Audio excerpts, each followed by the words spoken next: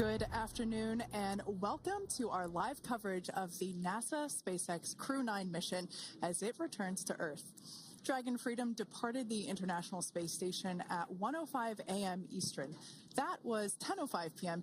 Pacific time on March 17th for those of us here in California. On board Crew-9 are NASA astronauts Nick Hague, Suni Williams, Butch Wilmore, and Roscosmos cosmonaut Alexander Gorbanov. And they are now on their way to the targeted splashdown site off the coast of Tallahassee, Florida. My name is Kate Tice, Senior Quality Systems Engineering Manager here at SpaceX. And joining me today from NASA Communications is Sandra Jones. Thanks, Kate. It's always such a pleasure to be here. Upon departing the International Space Station, Dragon underwent a sequence of departure burns. The crew then had a rest period and has since kicked off preparations for re-entry, including getting into their spacesuits and successfully performing a leak check. The next phase of the mission is when things will really start to amp up. Dragon has a series of steps to complete before returning Crew-9 home. That's right. First, Dragon will maneuver to the correct attitude and jettison its trunk, which is the cylindrical, unpressurized lower part of the spacecraft. The trunk is currently connected to the aft or bottom section of Dragon, where the heat shield is located. But in order to expose that heat shield and get the vehicle ready for atmospheric reentry, we're going to jettison that trunk. From there, the spacecraft will use its forward thrusters to perform a deorbit burn, which will put Dragon on a trajectory to return to Earth. This burn will last about 7.5 minutes once it starts. The deorbit burn uses Draco thrusters on Dragon, primarily the four located on the forward bulkhead, and is executed at the apogee, or the highest point of Earth's current orbit around the Earth. This deorbit burn will alter Dragon's path to ultimately line it up to re-enter Earth's atmosphere and splash down off the coast of Florida. Splashdown today is planned for 2:57 p.m. Pacific or 5:57 p.m. Eastern.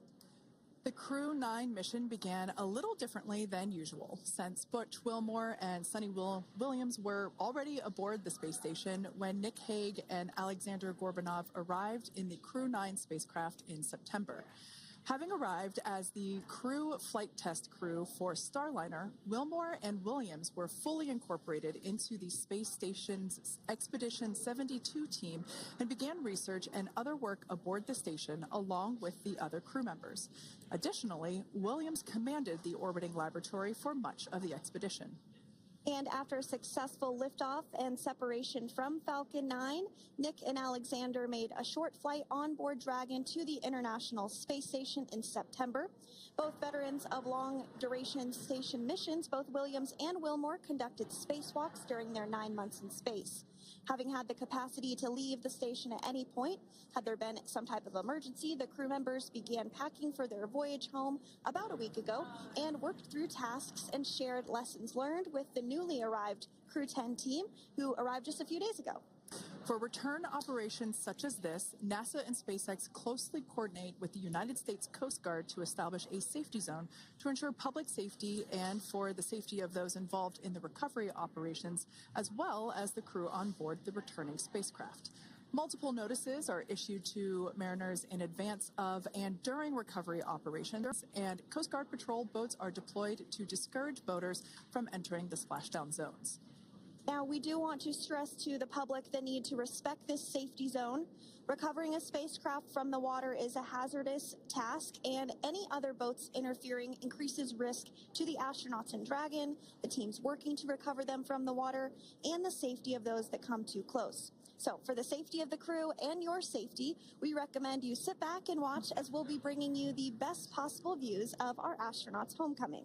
And they will be the best views that you can get. So, let's take a minute to meet our returning crew. U.S. Space Force Colonel Nick Hague is your Crew-9 commander. He was selected by NASA as an astronaut in 2013. This was his second spaceflight to the International Space Station and third launch overall. He spent 171 days in space with Crew-9 and has a career total of 374 days in space. During his mission, he completed a spacewalk with astronaut Suni Williams. That was his fourth spacewalk, earning him a career total of 25 hours, 56 minutes of spacewalking time. Before Crew-9, Haig previously served as a crew member of Expedition 59 and 60 back in 2019. He flew with Alexei Ovchinin and NASA's Christina Cook. So this is his second time sharing the space station with Ovchinin. The Kansas native is a test pilot of a distinguished graduate of the United States Air Force Academy. Nick spent 5 months in Iraq in support of Operation Iraqi Freedom. He voluntarily transferred from the United States Air Force to U.S. Space Force in 2021 and is an active colonel. His wife, Katie, is a retired U.S. Air Force colonel, and they have 2 sons. NASA astronaut Suni Williams is a mission specialist for Crew-9. This was her 3rd visit to the space station. She originally launched aboard Boeing Starliner spacecraft and arrived at the space station on June 6th. And it looks like we are beginning to get some views inside the spacecraft, overlooking the shoulders of the crew on board Dragon. We'll continue to bring you those views throughout the day and views throughout splashdown this morning, or this afternoon rather. But to jump back into a little bit more about Suni, she became an Expedition 71-72 crew member, and she logged 286 days in space on this mission. But she actually has a total of 608 days in space, the second most time in space by a U.S. astronaut. Former NASA astronaut Peggy Whitson ranks first for the U.S. with 675 days in space. She conducted 2 spacewalks and has completed 9 over the course of her career for a total of 62 hours and 6 minutes of spacewalking time. She ranks 4th on the list of cumulative time spacewalking by a female astronaut. And she has flown on 4 different spacecraft types, including the Space Shuttle, Soyuz, Starliner, and now Dragon. Previously, she served on Expedition 14 and 15 in 2006 and 2007, and again with Expedition 32 and 33 in 2012. She's a retired U.S. Navy captain and is a proud graduate of the U.S. Naval Academy. NASA astronaut Butch Wilmore is also serving as a mission specialist today. This is his 3rd spaceflight and, just like Suni, logged 286 days in space. He conducted 1 spacewalk and completed 5 over the course of his career, earning him a total spacewalking time of 21 hours, 2 minutes. He's flown on 4 different spacecraft types throughout his career: the Space Shuttle, Soyuz, Starliner, and now Dragon. Previously, the Mount Juliet, Tennessee native served on STS-129 in 2009 and Expedition 41 and 42 from 2014 to 2015. Wilmore is also a retired captain in the U.S. Navy. And Alexander Gorbanov is a 3rd mission specialist serving on today's mission. Crew-9 was his very first spaceflight to the space station, earning him a total of 171 days in space over the course of his career. Gorbanov, along with Nick Haig, saw the arrival of 4 visiting vehicles and saw the departure of 4 as well. The duo orbited the Earth more than 2,700 times during their mission. Before his cosmonaut selection in 2018, Gorbanov worked as an engineer for a rocket space corporation and helped support cargo spacecraft launches from the Baikonur Cosmodrome in Kazakhstan. To prepare for upcoming events, Dragon is currently doing a couple of things autonomously. First, it's isolating the thermal control system fluid loops from the radiator. This system is what will help keep the internal temperature of Dragon very comfortable for Nick, Suni, Butch, and Alexander during the re-entry phase. Dragon is also initiating separation of the claw mechanism, which will terminate data, power, and fluid connections between the spacecraft and the trunk in preparation for that trunk separation that I mentioned earlier. Now, as we saw before, we are hoping to get more views inside of the Dragon capsule. We will bring those, of course. We want to see more of our 4 crew members. But now a bit more of the Dragon Freedom capsule. It has flown on several missions for NASA. It first launched April 27th, 2022. To the International Space Station on NASA's SpaceX Crew-4 mission. It was subsequently used for 2 private spaceflight missions to the space station for Axiom Space, Axiom Mission 2 in May 2023, and Axiom Mission 3 in January of 2024. And of course, Crew-9 launched last year, is September 28th, So yeah, a little bit about the Dragon Freedom capsule. Here, a view that we have once again between the shoulders of Commander Nick Hague, who is on the left-hand side of your screen there, and Mission Specialist Alexander Gorbanov there on the right. That's right, Kate. And the next major milestone that we're looking ahead towards this afternoon is claw separation. We're targeting that claw separation at 2:05 p.m. Pacific time this afternoon, so less than 10 minutes from now. Continuing to get some views inside Dragon Freedom. To the far left there is NASA astronaut Butch Wilmore, and as you can see, the crew is suited up in their space suits. They are suited up in what we call dynamic phases of flight. So when they launch, when they dock, when they undock, when they return back for splashdown. We might hear some call-outs on the loops about putting their visors down. That will happen just prior to deorbit burn. And you'll hear us pause when some of those communications happen. That's because we want to make sure that we are relaying the best information to you all, and so that you hear it as well. So if you do hear us pause, that is what we're doing. You also see they have their on there, and I know the gloves are pretty unique on the Dragon spacesuits, right? They're custom created? Yes, the spacesuit overall is custom fit for each astronaut. These gloves enable usage of the touchscreen panels that they have in front of them.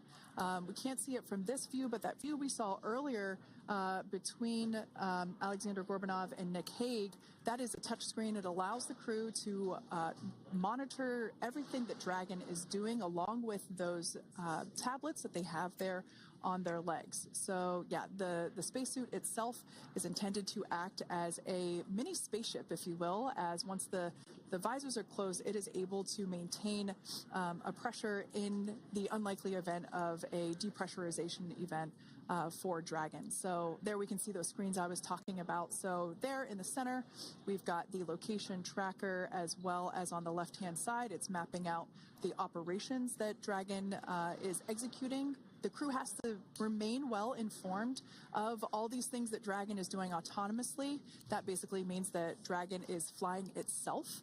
The crew has the ability to gain control of the capsule if necessary, but the capsule is essentially going to bring itself home. But of course, in order to be familiar with Freedom, SpaceX, deorbit sequence start in 5 minutes. Freedom capsule. And so we did hear that call out for the deorbit sequence start to begin here in 5 minutes. That call from the ground came from the core, or Crew Operations Resource Engineer here in Hawthorne, Mission Control just behind us, and that went up to Commander Nick Hague. He's going to be doing the majority of the communications during the flight downhill today through splashdown, and they'll be communicating with the core all along the way. Now, we did mention that they are flying on Crew Dragon Freedom.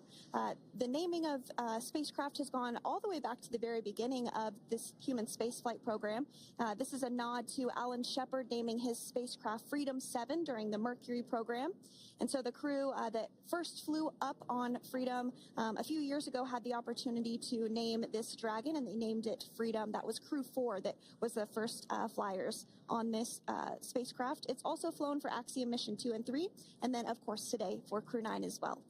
Yeah, actually, fun fact about this particular capsule, of those 4 missions that Sandra just mentioned, we have seen daytime splashdowns for 2 of those. Today will mark the third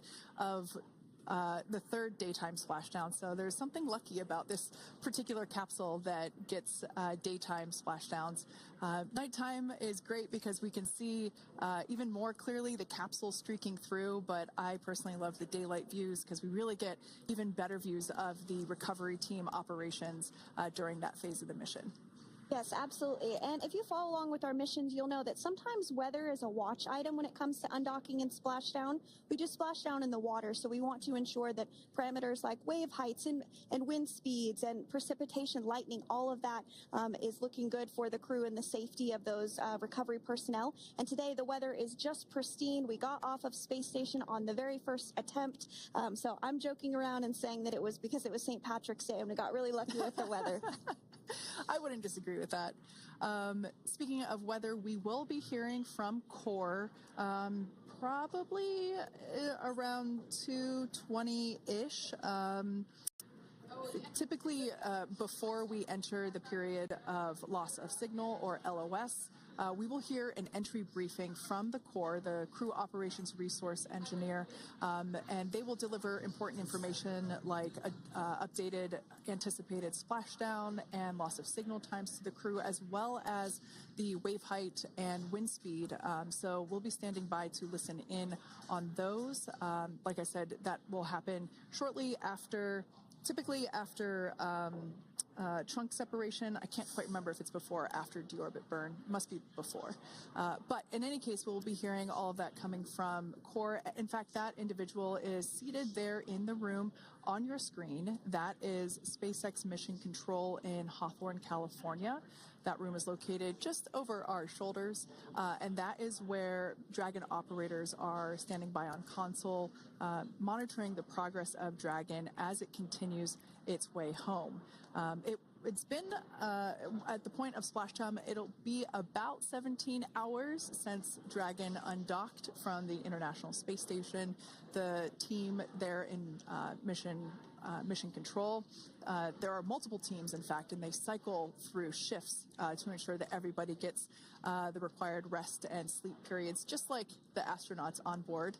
And that Crew Operations and Resource Engineer is seated there in the room, and that, like Sandra said, is the primary voice that we will be hearing communicate from the SpaceX team to the crew on board. That's right. And so it looks like we're about 3 minutes or so from the claw separation portion of today's flight. The claw is a portion on the spacecraft that holds the trunk to Dragon.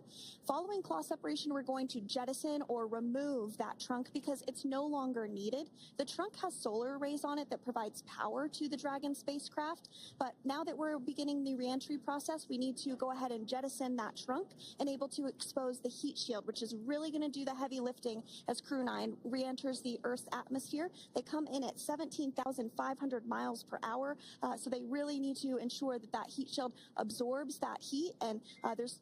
Deorbit sequence start.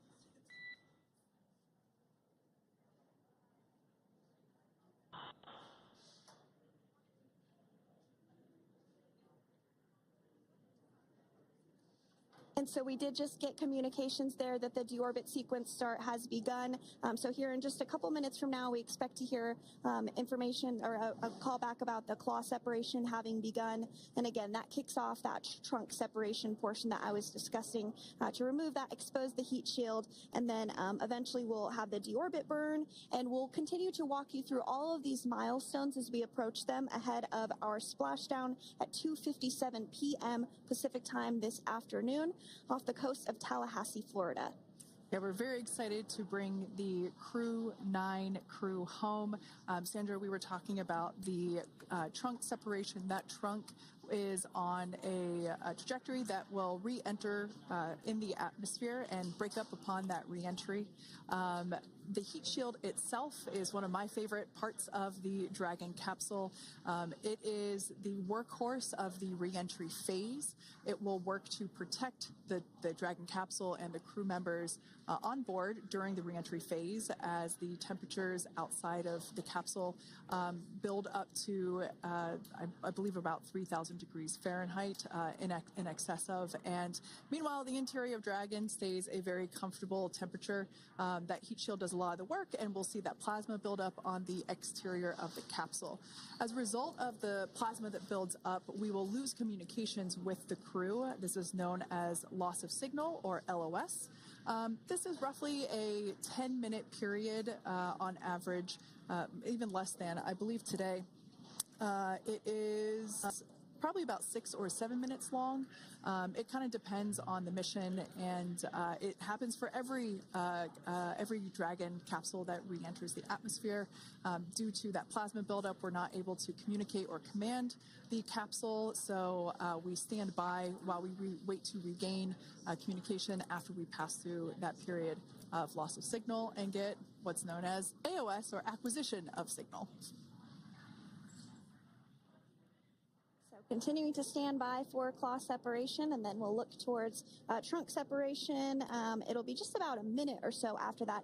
That happens pretty rapidly in succession. Some of our milestones will take a little bit longer throughout the day. For example, we will have a deorbit burn after that will take about 7.5 minutes and helps get Dragon set up in the right trajectory to splash down in the Gulf off the coast of Florida. So continuing to stand by for claw separation.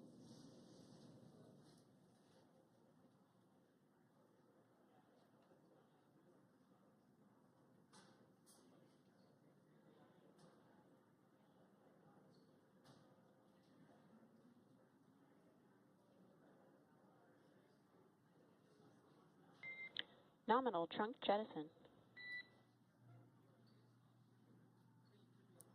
All right. Great news there. That trunk has been jettisoned from the Dragon capsule. So the claw was separated. That's the mechanism that connects the telemetry and power between the Dragon capsule and the trunk.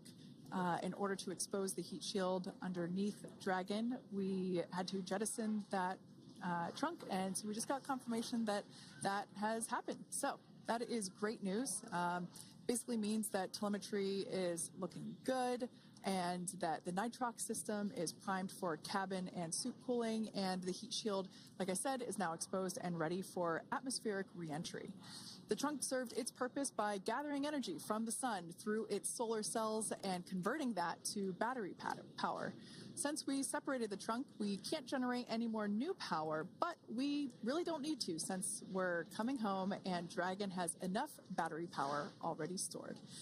Now, up next, the final steps that Dragon will perform prior to reentry: the slew, or the maneuver to deorbit burn attitude, and then the deorbit burn itself. This deorbit burn is the last time that the forward Dracos, which are the 4 thrusters located on top of the spacecraft under the nose cone, it's the last time that they will ignite. The deorbit burn will place Dragon on a precise trajectory to return to the splashdown zone off the coast of Florida, off the coast of Tallahassee, Florida, and that will last about 7.5 minutes once it starts. And so deorbit burn is targeted for 2:11 p.m. Central Time, so about 2 minutes from now. As we mentioned, it's going to last about 7.5 minutes, again, helping to get Dragon into the precise trajectory to ensure that splashdown occurs in the area that was calculated and where the recovery team is already in place, ready to support splashdown operations today. The recovery vessel Megan is the ship that is going to be utilized today, and we also have what is called fast boats that go out first to check the spacecraft and make sure everything is looking good before the recovery vessel Megan approaches. So that whole recovery process takes about an hour, I would say, from the time the crew splashes down to the time they're on the boat and the crew gets out of the capsule, and we'll continue to bring you live coverage through every step of the way today as Crew-9 returns home. Indeed. Now, let's take a little bit of a closer look at Dragon. One of the great things about being close to the space station is that we can use space station cameras to look at Dragon, but now that Dragon is on its way home, we don't have those external cameras. So here's an animation of what the capsule looks like. We've got the pressurized section, the capsule on the top, and the trunk, or the unpressurized section, on the bottom. That's where those solar panels that we manufacture in-house are located, soaking up the energy from the sun and turning it into power for the capsule. At the very top of the capsule is the nose cone. That is where the Dracos, the forward Dracos, are located. That nose cone is currently open, not closed like we saw in that animation. Once we get through the final maneuverings for the re-entry phase, we will close the nose cone capsule just before Dragon begins its atmospheric entry to protect that forward hatch there located along with those forward Dracos. So go ahead. Oh, that's right. I was going to mention that the nose cone does open shortly after launch, and it remains open the entire time that Dragon is docked to the International Space Station. So as an example for this particular spacecraft, Freedom, since September when it docked to the International Space Station, remains open that entire time, and here shortly it will close for the very first time since September. So quick recap of what Dragon has done in recent history here. We basically began preparations for re-entry known as the Deorbit sequence. So Dragon released the trunk. As we said before, we separated the claw, we released the trunk. It next will slew to the deorbit burn attitude. Slew basically meaning maneuver, so it will position itself correctly to execute that deorbit burn. We want the heat shield side to be facing forward, or first, if you will. We want that to be the leading edge of the Dragon capsule, as that heat shield is meant to basically be an ablative material for the heat that it will incur. Once we complete that deorbit burn attitude slew, we will initiate the deorbit burn itself. That will last for several minutes, expecting that to be to start here any moment now, actually, and then it will go until about 2:18 p.m. Pacific time, or 5:18 p.m. Eastern time. And I did hear confirmation that deorbit burn is underway. As we mentioned, it's about a 7.5-minute burn. So within the last 10 minutes, Dragon has jettisoned its trunk and initiated the deorbit burn just seconds ago. As mentioned earlier, for those operations, NASA and SpaceX closely coordinate with the United States Coast Guard to establish a safety zone to ensure public safety and for the safety of those involved in the recovery operations, as well as the crew on board the returning spacecraft. Multiple notices are issued to the mariners in advance of and during recovery operations, and Coast Guard patrol boats are deployed to discourage boaters from entering the splashdown zones. So we do want to stress to the public the need to respect this safety zone. Recovering a spacecraft from the water is a hazardous operation, and any other boats interfering increases the risk to not only the astronauts in Dragon, but the teams working to recover them from the water and the safety of those that may come too close. So for the safety of the crew, which you see there on your screen, your safety, we recommend you sit back and watch as we'll continue to bring you the best possible views of our astronauts' homecoming. Yeah, as I mentioned earlier, this deorbit burn is the last time that we will utilize our 4 forward Draco thrusters. Forward basically meaning at the top of the Dragon capsule. Dragon Freedom has not yet entered the Earth's atmosphere. This deorbit burn is what will line the vehicle up and put it on its final trajectory to the landing site right off the coast of Tallahassee, Florida. So basically, it is the last burn that the Dragon spacecraft executes and is what really locks it in for that precise landing. As you can see on your screen right now, Nick, Sunny, Butch, and Alexander are using their screens to keep tabs on the burn duration, the Draco firings, and trajectory details such as entry angle, spacecraft perigee, and how much distance remains until deorbit burn termination. As I mentioned earlier, Dragon is flying itself. So all the crew has to do is stay strapped into their seats and keep tabs on things. Although I must say, if I had one of those window seats, it would be pretty difficult to restrain myself.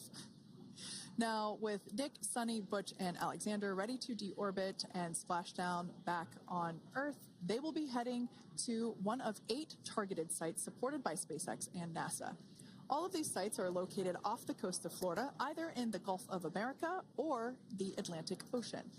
Spreading the supported sites across multiple locations helps maximize the return opportunities for this mission and future crews, lowering the chance that we'll have to wave off due to bad weather. For those of you following along, you'll know that today's splashdown marks our final Dragon recovery on the East Coast. After 6 great years of successful recovery operations off the East Coast, we'll be moving all Dragon recovery operations back to the West Coast. And as always, NASA and SpaceX jointly select our splashdown location. And for today, the prime recovery site is off the coast of Tallahassee, Florida. The selection process works with a lot of different variables, including the space station's orbital trajectory or path that it follows, what landing sites are available and have favorable weather, how much free flight capability Dragon has for the trip home, and the sleep schedules for the returning crew members, as well as, of course, the big one, the weather. We'll start with calculating daily return options based off of the space station's current orbit and Dragon's capabilities to maneuver and line up for re-entry. The time from undock to landing at the primary site can vary from less than 6 hours to more than 39. Getting home the quickest comes with some obvious benefits, but we always have to make sure the crew is properly rested for dynamic operations, preventing us from scheduling 20-plus hour days for them, of course. Trajectory and ballistic experts provide the daily opportunities that would line up Dragon with the 7 landing zones and split them into what we call ascending and descending opportunities. Dragon uses its Draco thrusters after leaving station to execute a series of altitude-lowering maneuvers and to line up with the selected primary site. It can also change to different alternative sites while in a free flight if sudden weather moves in that we may need to avoid. So, as we mentioned, weather is something we're constantly looking at, making the final call to proceed about 2.5 hours before the crew undocks. So, for the Crew-9 return, we looked at a number of weather items. Some of the obvious ones are no rain or a chance of lightning in the recovery zone, both for the safety of the crew inside Dragon and the recovery teams in the water. And we're also looking for wind speeds to be less than 15 feet per second, or about 10 miles per hour, and relatively calm seas so that we can safely execute recovery operations, which includes landing a helicopter on the recovery ship to fly Nick, Sunny, Butch, and Alexander back to Florida. Once Dragon began flying today, we had a number of additional checkpoints to either proceed towards the primary site, head to the alternate, or select a new zone based on real-time weather data. These checks happened all the way up until we were in the final hours before the deorbit burn, which has just about a minute or so left in it. And this is the last burn in the trip home that commits Dragon to re-entering the Earth's atmosphere. Now, we are currently waiting to conclude the deorbit burn. We've got less than a minute until that finishes.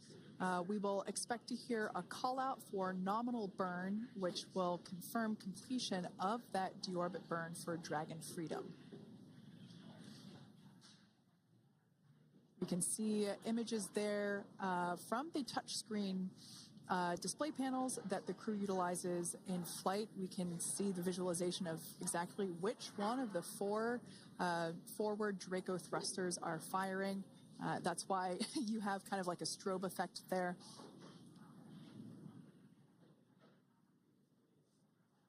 And if you're just joining us, you are looking at live views of the Dragon Freedom. On your left is Commander of Crew-9, Nick Hague. To his right is Roscosmos cosmonaut Alexander Grabenkin. And also in Gorbanov, that is Alexander Gorbanov.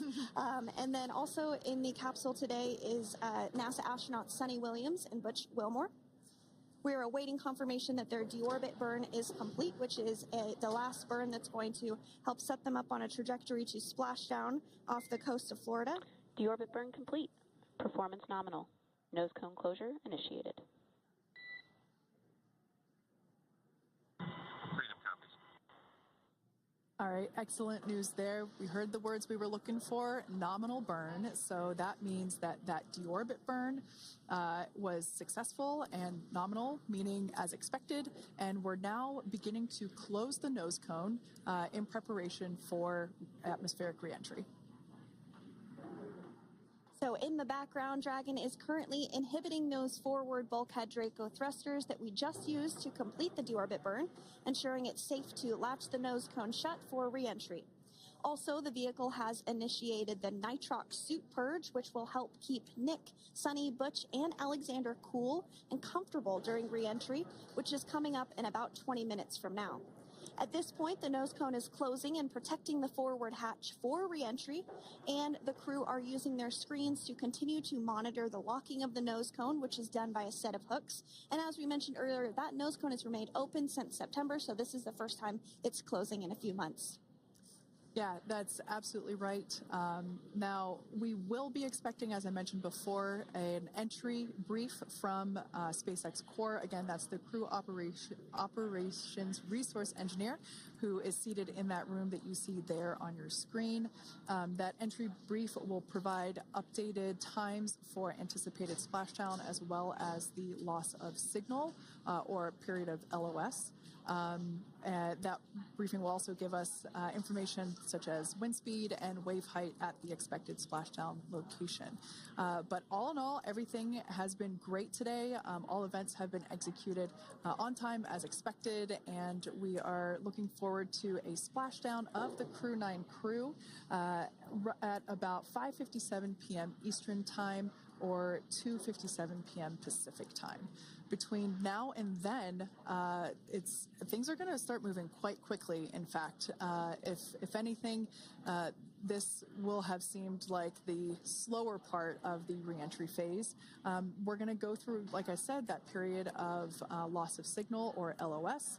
That period is a few minutes long where we are unable to communicate or command the capsule due to the plasma that builds up on the exterior of the capsule. That period, like I said, lasts for a couple minutes.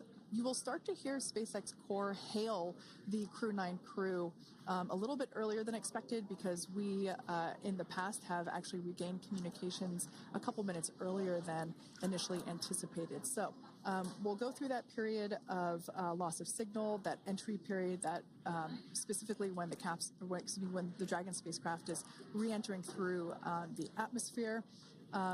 Approximately at about 18,000 feet when the capsule is traveling at 350 miles per hour. We will see our first views of parachutes for the day. It's one of my favorite moments of return sequences is when we get to see the drogue parachutes. We'll see the drogues come out. Those drogues will help slow the vehicle down to about 119 miles per hour. And then that is when the main parachutes will come out from the Dragon spacecraft and then ultimately end in splashdown.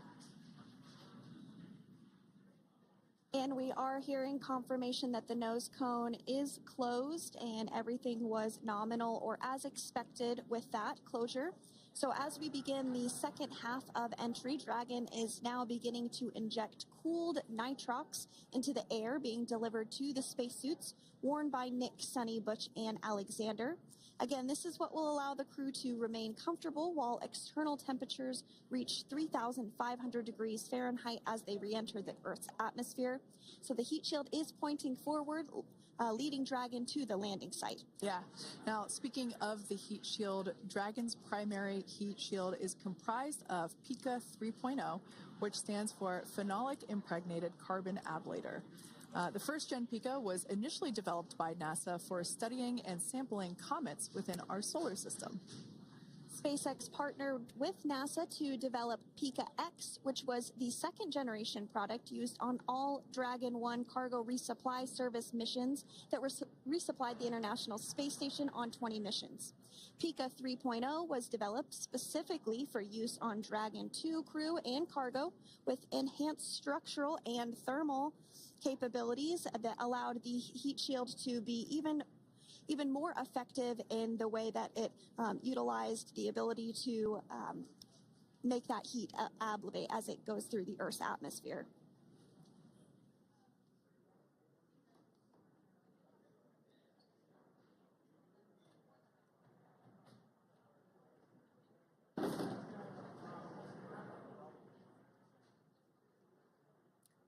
The remainder of Dragon is composed primarily of a SpaceX proprietary ablative material. It's another class of thermal protection which is lighter weight versus PICA and protects the underlying composite structure during reentry to ensure the structural capabilities are maintained. While Dragon will experience temperatures well over 3,000 degrees during peak reentry conditions, the characteristics of the thermal protection system coupled with the environmental control and life support system in the pressurized interior will ensure that Nick, Sunny, Butch, and Alexander stay cool and comfortable during all phases of reentry through splashdown. Now, if you've just recently joined us, we hope to regain views of our crew members inside Dragon Freedom, but we don't have those available at the moment due to ground station coverage. So we will bring those back to you as soon as we can.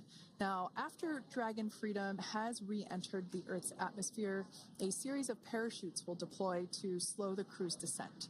First will be the 2 drogue parachutes, followed by the 4 main parachutes, and those will guide Dragon to its first contact with Earth since it launched back in September. Dragon will automatically deploy these parachutes when different pressure and positioning sensors on the spacecraft detect that they're at the right speed and altitude. Vehicle velocity at drogue deploy is approximately 350 miles per hour, and they deploy at about 18,000 feet. Now, when the vehicle velocity at main deploy is approximately 119 miles per hour, and they deploy at about 6,500 feet. When Dragon splashes down in the water, the vehicle velocity will be about 16 miles per hour, so you can really see how those parachutes help to slow down the crew inside the capsule. The highest G-load the crew is expected to experience today is about 3 to 5 Gs. Yeah, when you think about really fun roller coasters, they're about in that range. So I'm sure that our crew on board will be well equipped to experience those Gs. It's nothing for them. They go through much more intense training. And so we are continuing to make our way through a number of milestones today. We did have trunk separation. Freedom, SpaceX. Nose cone is secure for entry. Freedom comes.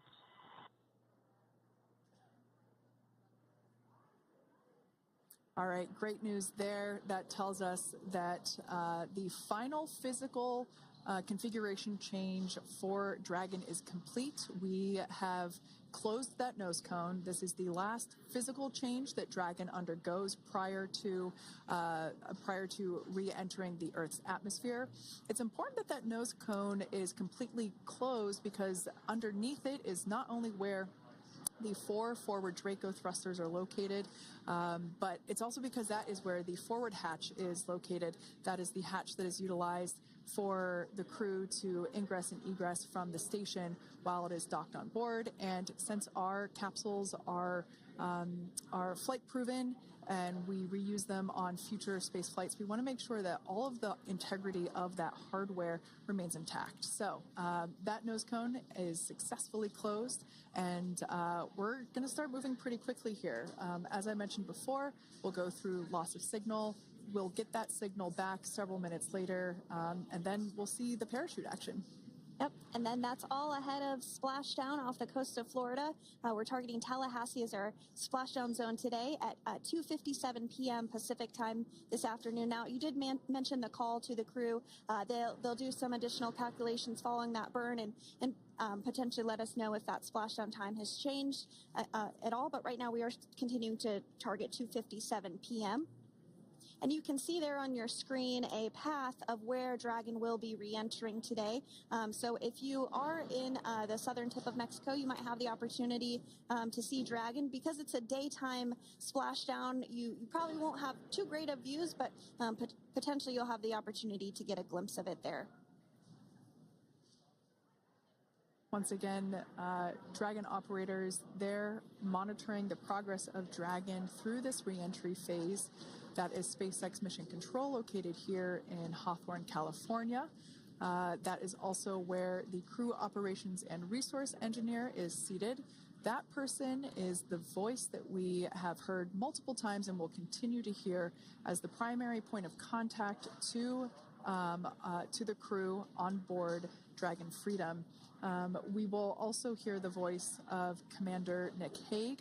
Basically, after we hear the Corps communicate something, we will hear Nick Hague indicate that they copy, that they heard the message well, some sort of recognition that the message was received. And if you joined us yesterday for our coverage during the undocking, we were communicating through something that's called a big loop. We do that when we're in integrated operations with the International Freedom, SpaceX, for entry sequence. Report when ready to copy.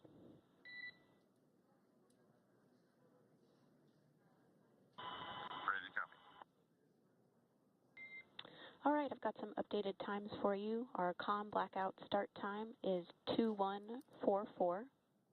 Our COM blackout end time is 2151. And our splashdown time is the same per your displays, 2157.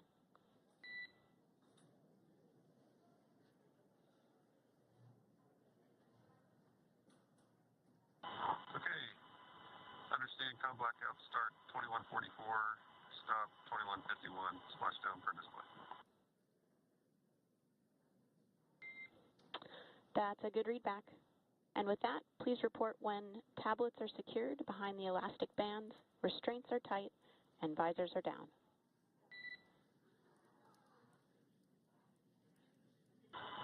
And copy, welcome.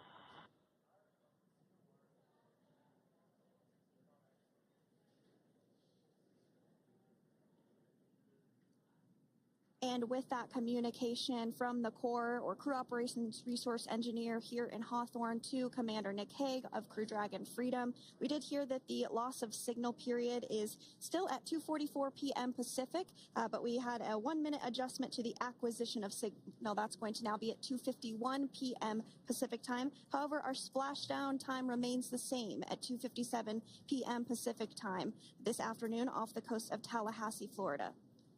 So all good news there as Dragon continues to make its way home with the Crew-9 crew. As we've mentioned before, we are splashing down on the Gulf Coast. We have ability to splash down on either side of Florida, but the location site just outside of Tallahassee, Florida is the site that was selected today due to best recovery conditions. And as Sandra mentioned before, weather is always a watch item, but everything is looking great for that particular recovery location. So I'm sure once we start getting views from the recovery vessel, I have a feeling it's going to be a pretty beautiful afternoon. And we did mention that, of course, this is a daylight splashdown, so we should be getting some great views. We do have a couple of spacecraft called the WB-57, which are high-altitude planes that NASA utilizes during splashdown operations.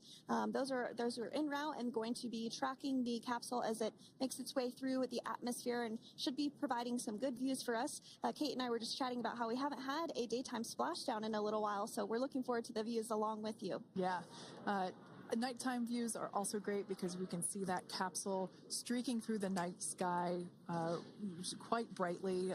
So like Sandra, you said earlier, daylight will be a little bit less bright, but we will definitely be able to see the SpaceX recovery team operations much clearer. I could also imagine it's probably a little bit easier for the team themselves to do their work in daytime than at nighttime. We'll see them rush in really quickly with a couple of fast boats as they begin the initial safety checks and sweeps of the Dragon capsule while also retrieving the parachutes from the surface of the ocean. The recovery vessel, the main recovery vessel, will continue to make its way closer to the Dragon capsule. It is stationed a couple miles away from the actual recovery location, the splashdown location, for obvious safety purposes. So it takes a little while for that vessel to make its way over, but once it's closer, we'll have even better views of those recovery operations. And you may be wondering why sometimes we splash down in the daytime versus the nighttime. And believe me, we would all love for these operations to happen during regular daytime working hours. But unfortunately, orbital mechanics just doesn't quite work out that way. So it has to deal with the location of the International Space Station, as well as where the splashdown zone is on Earth and that trajectory, as well as the phasing. So as we mentioned earlier, sometimes we have phasing as short as 6 hours, sometimes in excess of 30 plus hours. It just depends on where the targeted area is that the capsule is going to splash down. So today's phasing has been 17 hours since undocking occurred at 10:05 p.m. Pacific yesterday evening for us here in Hawthorne. Early wee hours for folks on the East Coast and other areas of the United States. Yeah, but regardless of whether it's daytime or nighttime, the SpaceX recovery team has trained and practiced and rehearsed for it all. So regardless of daylight, They are really efficient with those operations, and but like you said, Sandra, it has been a minute since we have seen a daytime splashdown on a NASA SpaceX Crew mission. The last daytime recovery was on Crew-9, which was the debut flight for the capsule flying today, the spacecraft known as Dragon Freedom. And so, yeah, kind of a fun fact there in terms of the timing of that daylight splashdowns. Once again, standing by for more communication with the crew. The next event that we have coming up is the start of that period known as loss of signal. That is the period still expected at 2:44 p.m. Pacific time. This lasts for several minutes while the capsule is making its way through the Earth's atmosphere. The heat shield located at the bottom of the capsule really doing all the work at that point in time in terms of using the atmosphere to slow the capsule down from its orbital speeds of 17,500 miles per hour. Our tablets are secure, restraints are tightened, visors down. We are configured for entry. Freedom, I copied. Tablets are secured, restraints are tight, and visors down.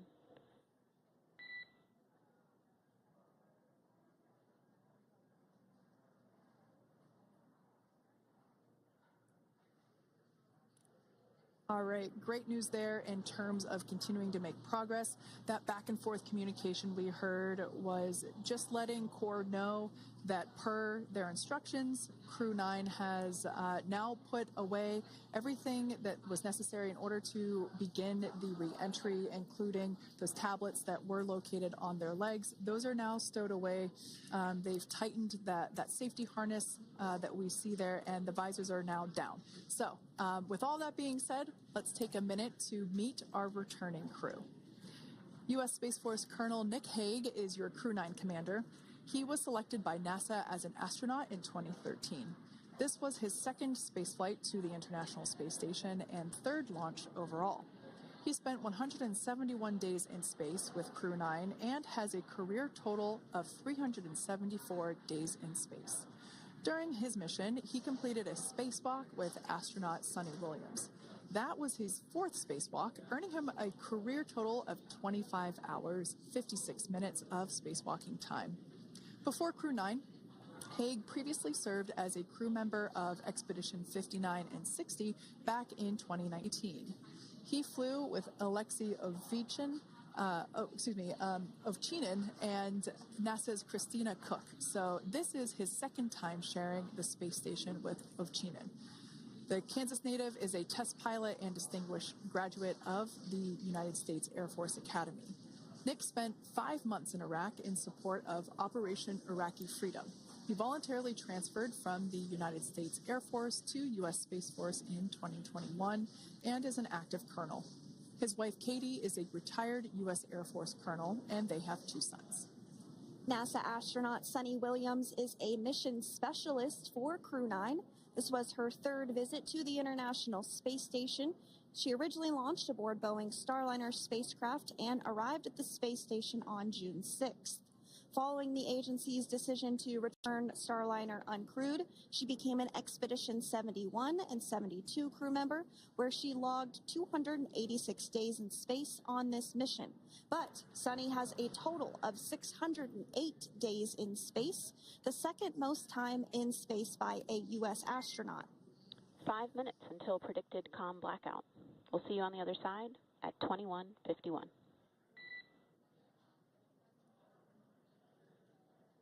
Talk to you soon. And with that call out from the Crew Operations Resource Engineer to Commander Nick Hague, letting them know that everything is looking good ahead of the loss of signal period. We will see the crew on the other side of the loss of signal period at 2:51 p.m. Pacific time this afternoon.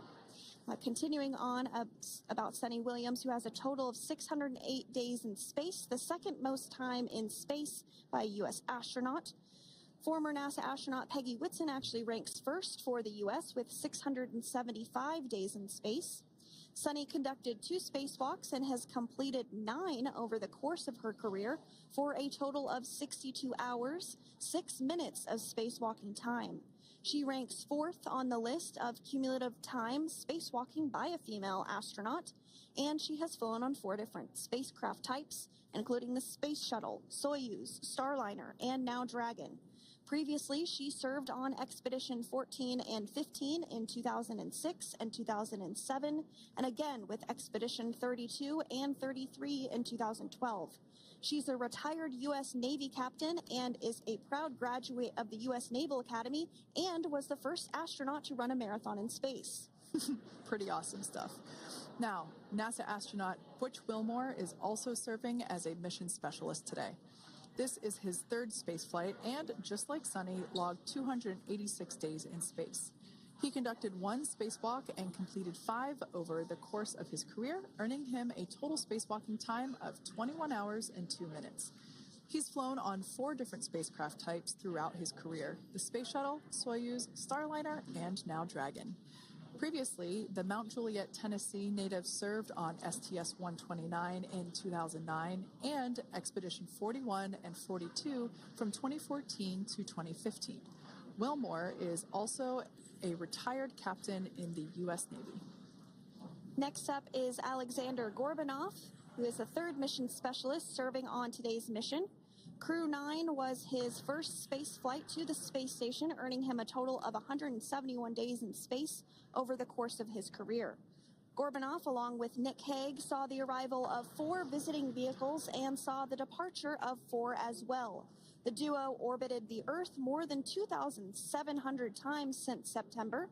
Before his cosmonaut selection in 2018, Gorbanov worked as an engineer for a rocket space corporation and helped support cargo spacecraft launches from the Baikonur Cosmodrome in Kazakhstan.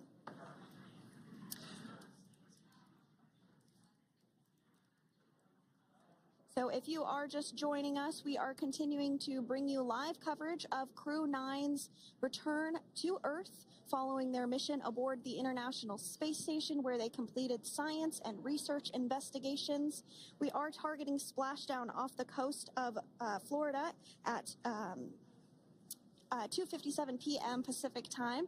The next major milestone that we'll look ahead towards is what we call loss of signal, or LOS, when we won't have communications with the crew because they will be re-entering the Earth's atmosphere.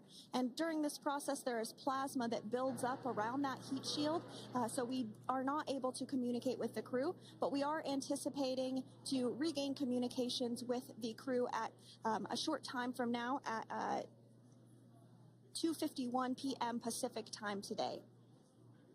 As we said before, everything continues to look good for the return of the Crew-9 team.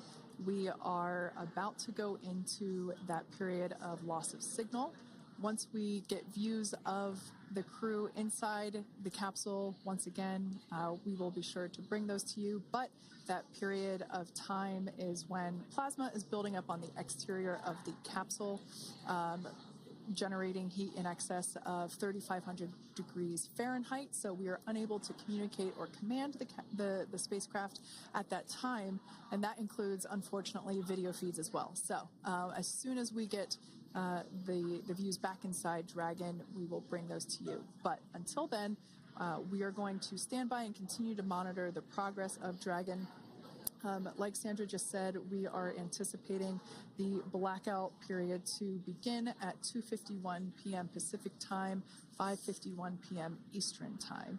This will last for several minutes. It's not super exact, even though we are predicting acquisition of signal, or AOS, to come back at 5:51 p.m. Eastern time.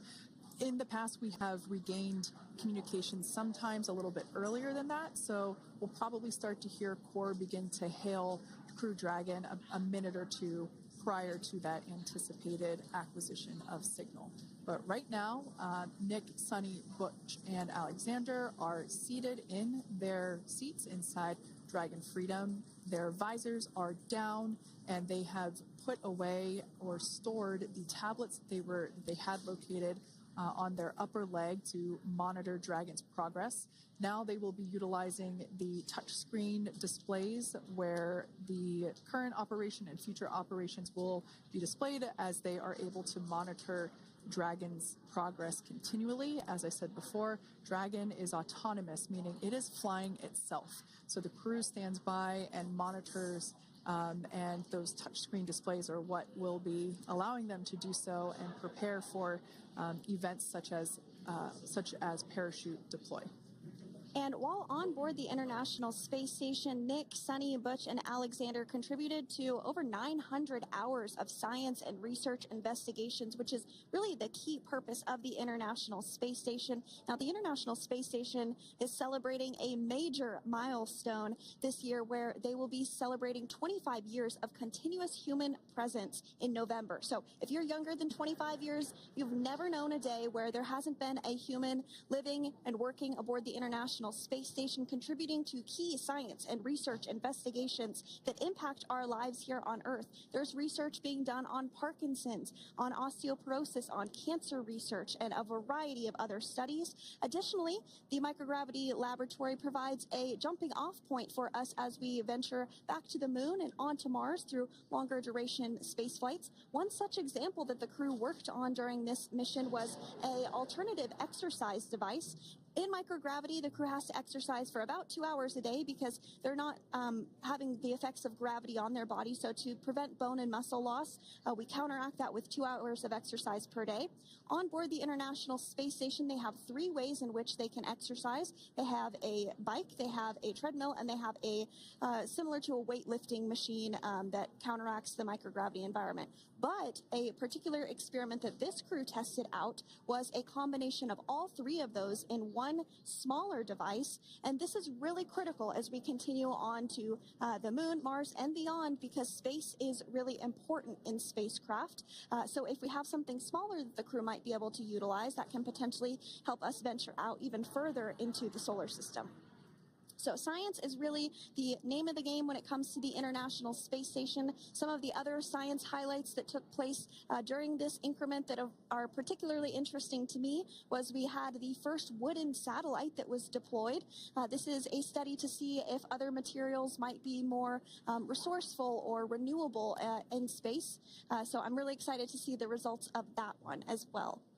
Additionally, we had a couple of spacewalks that took place to not only provide maintenance to the International Space Station, but also where we swabbed the outside of the space station near vents to see if any microbes that we all have microbes on us, to see if any of those could survive in the harsh environment of space, which again is very important for us to know and understand as we continue to the moon, Mars, and beyond. Very exciting stuff. Now, at this point, we have now entered the communications blackout period for the Dragon spacecraft. This lasts approximately 7 minutes due to plasma formation around the spacecraft itself. During this time, no vehicle telemetry is received by mission control or the recovery team, and no external commanding of the vehicle or voice communication is possible. But as a reminder, Dragon is designed to fly itself. During reentry, the vehicle will be slowing down from orbital velocity, which is approximately 17,500 miles per hour. The top temperature that Dragon will experience upon reentry is 3,500 degrees Fahrenheit. This blackout period, as I said before, we expect it to last about 7 minutes today, concluding at 5:51 p.m. Eastern Time or 2:51 p.m. Pacific Time. We right there have our first view of Dragon Freedom coming home to Earth. And that view is from the WB-57, which is one of NASA's high-altitude planes that is tracking. Now, because of the way that this camera is configured, it does look like it is dark, but it is indeed daytime, and you're beginning to see that plasma trail as Dragon re-enters the Earth's atmosphere. All of that is expected. We are anticipating an acquisition of signal around 2:51 p.m. Pacific Time, so just minutes from now, and you may hear the core begin to hail out or call Dragon for communications and see if we can potentially get communications with them a little bit earlier. Following this, we'll have two events in rapid succession. We'll have the drogue parachutes deploy at 2:53 p.m. Pacific, followed by the mains just 1 minute later at 2:54 p.m. Pacific time, ahead of a splashdown at 2:57 p.m. Pacific time off the coast of Tallahassee, Florida.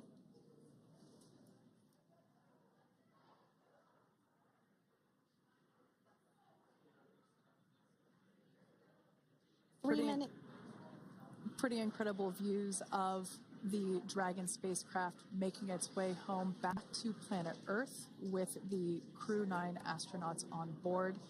Once again, this view is coming from the WB-57 plane. That heat shield we can see doing magnificent work as it works to Freedom, SpaceX, Comcheck.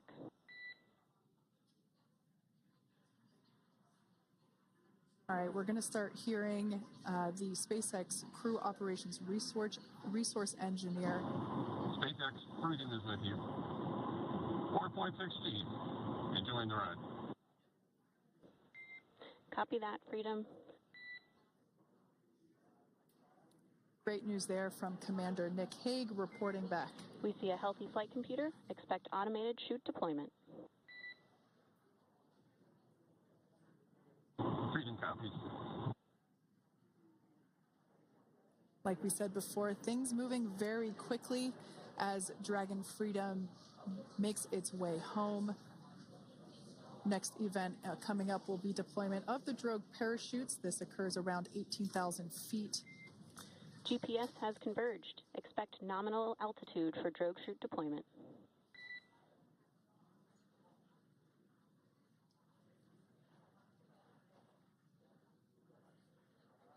We're about 2 minutes away from deployment of those drogue parachutes. Now the heat shield is continuing to work to slow the vehicle down. That entry period, the Dragon spacecraft went from orbital velocity about 17,500 miles per hour down to about 350 miles per hour. So it really gives you a sense of why that plasma builds up on the exterior of the capsule, thanks to the heat shield and the work that it does. Those drogue parachutes will slow it down from 350 to about 119 miles per hour. We can see 15 kilometers. Brace for drogue window. We can see seat rotation happening inside the capsule. Great to get those first views of our crew members. Once again, the capsules are going about 350 miles per hour when the drogues are deployed. Those drogue parachutes that we manufacture here in-house are going to slow the spacecraft down to 119 miles per hour. And that is when we will see the main parachutes deploy, and that occurs about 6,000 feet above the ocean's surface. And we are expecting drogue deployment at 2:53 p.m. Pacific, so we should see it any second now. And there you are getting a great view of Crew-9 inside Dragon Freedom as it returns back to Earth. We are awaiting the drogue deploys. This view coming from the WB-57 high-altitude plane. And there you see it on your screen, drogue deployment. Drogue descent rate nominal. You can hear the crowd here. Visual on 2 healthy drogues. The crowd here very excited as Dragon Freedom continues to make its way back to planet Earth.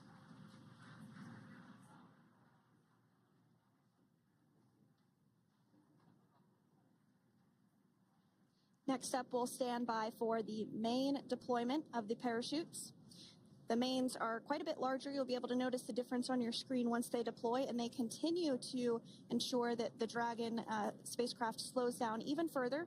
As we mentioned, Freedom will be traveling 16 miles per hour when it splashes down off the coast of Tallahassee, Florida, here at 2:57 p.m. Pacific time this afternoon. And there we go. We have visual on 4 healthy mains. That view was from inside. Freedom copy. That view was from inside one of the buckets where the parachutes are located. So we see a great view there of the reefing on those parachutes. And as those main parachutes begin to inflate fully, 4 beautiful, healthy mains. Now awaiting visuals of splashdown. Freedom, 1000. We'll start to hear Commander Nick Hague. Copy, 1000. As we heard right there, Commander Nick Hague will be calling out the altitude of the Dragon capsule from here on out. Landing in water is simpler and provides more margin against unlikely parachute issues. You can see those parachutes continuing to slow the Dragon capsule down.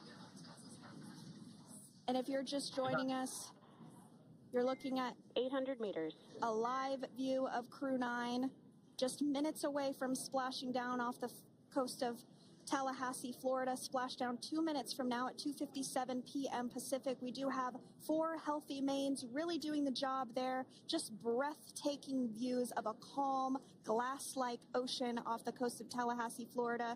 Crew-9 just minutes away from splashing down. This is really such an incredible shot. Copy, 600. That was a live view from our recovery vessel, Megan, which is stationed a couple miles away from the splashdown site. We can see the crew there using their restraints as resting places for their arms. They were just in space moments ago, so their arms were able to float freely. 400 meters.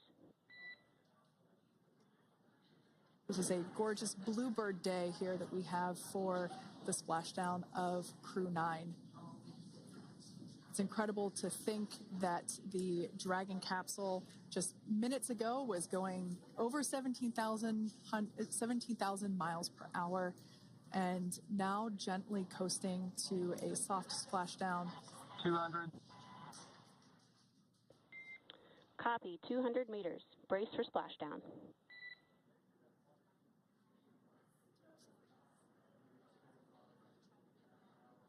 As you can see there on your screen, continuing to monitor progress of the Dragon spacecraft. And we're going to stand by for splashdown located in the Gulf of America off the coast of Tallahassee, Florida.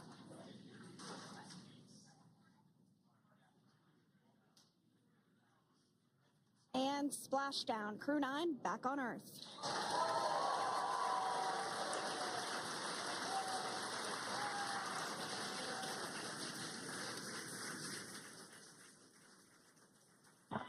And SpaceX Freedom, splashdown. Good main release. Copy, splashdown. We see main chutes cut. Nick, Alex, Butch, Sunny, on behalf of SpaceX, welcome home.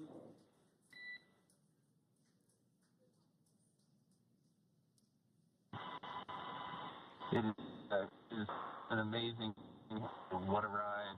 I see a capsule full of grins ear to ear.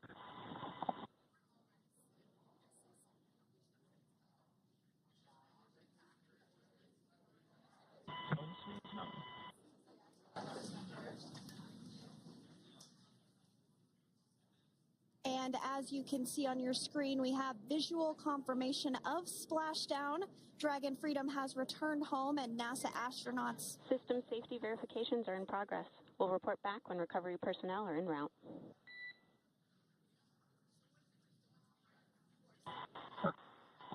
Understand. And, we're in section 2, 4.800 landing response. And looking for your words on this is necessary.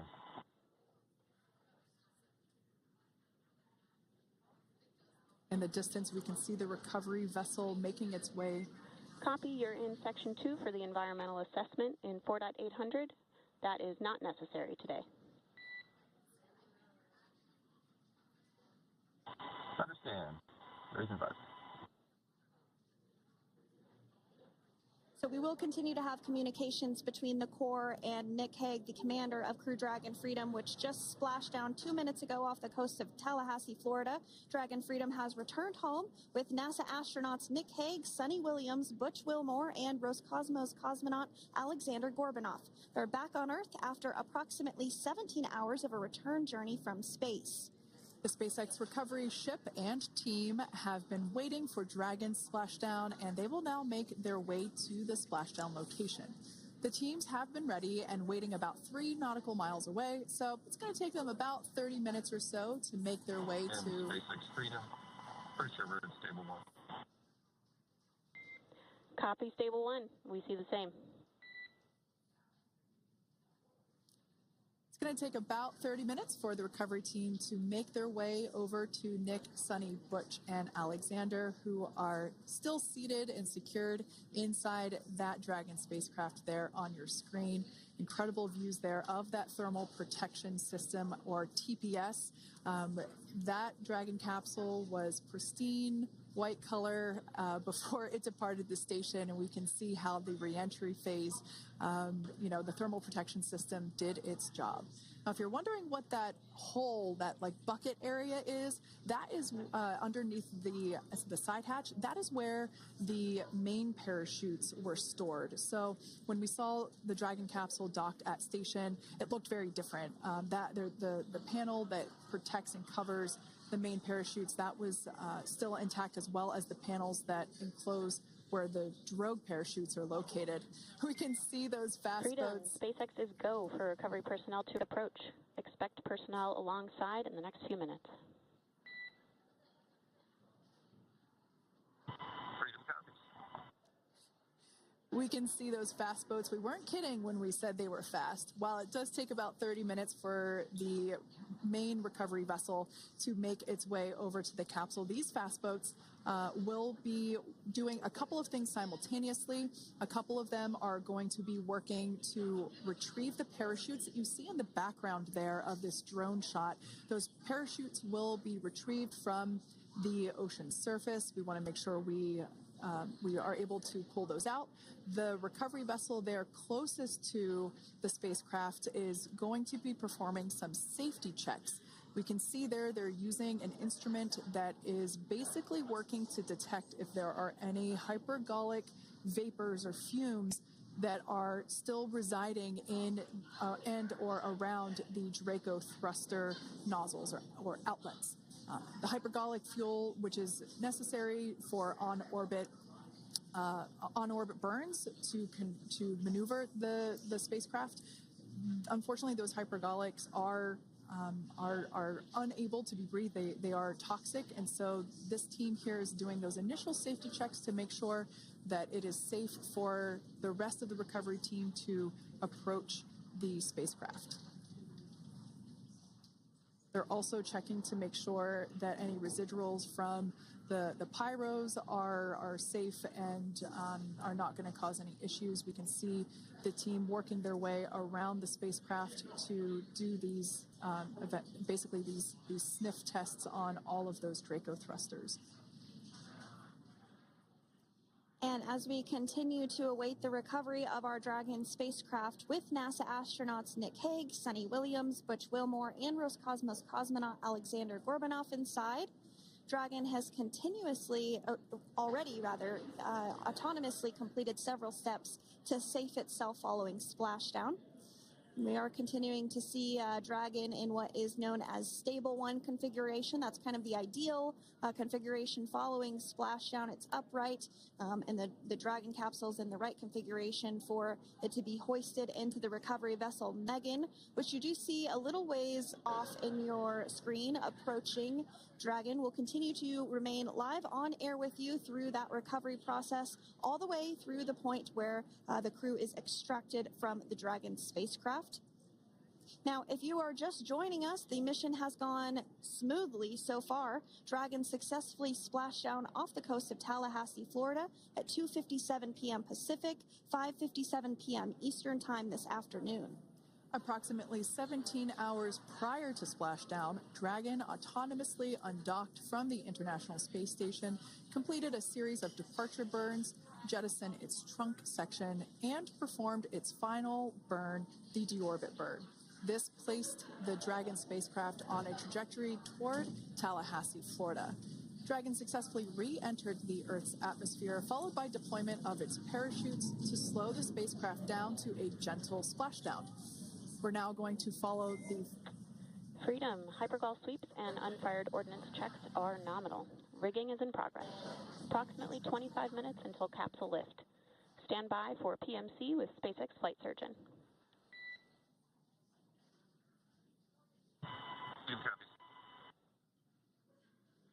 And so what we did just hear there was communications that those hypergol checks were complete. They didn't find any of that upon those checks, so we'll continue to move through the timeline. Next up is a process called rigging, which you see happening right now on your screen. This is when a SpaceX recovery personnel actually works to climb aboard the capsule and work through procedures ahead of lifting onto the nest of the recovery vessel Megan. We heard it's going to be about 25 minutes or so until that lift actually takes place.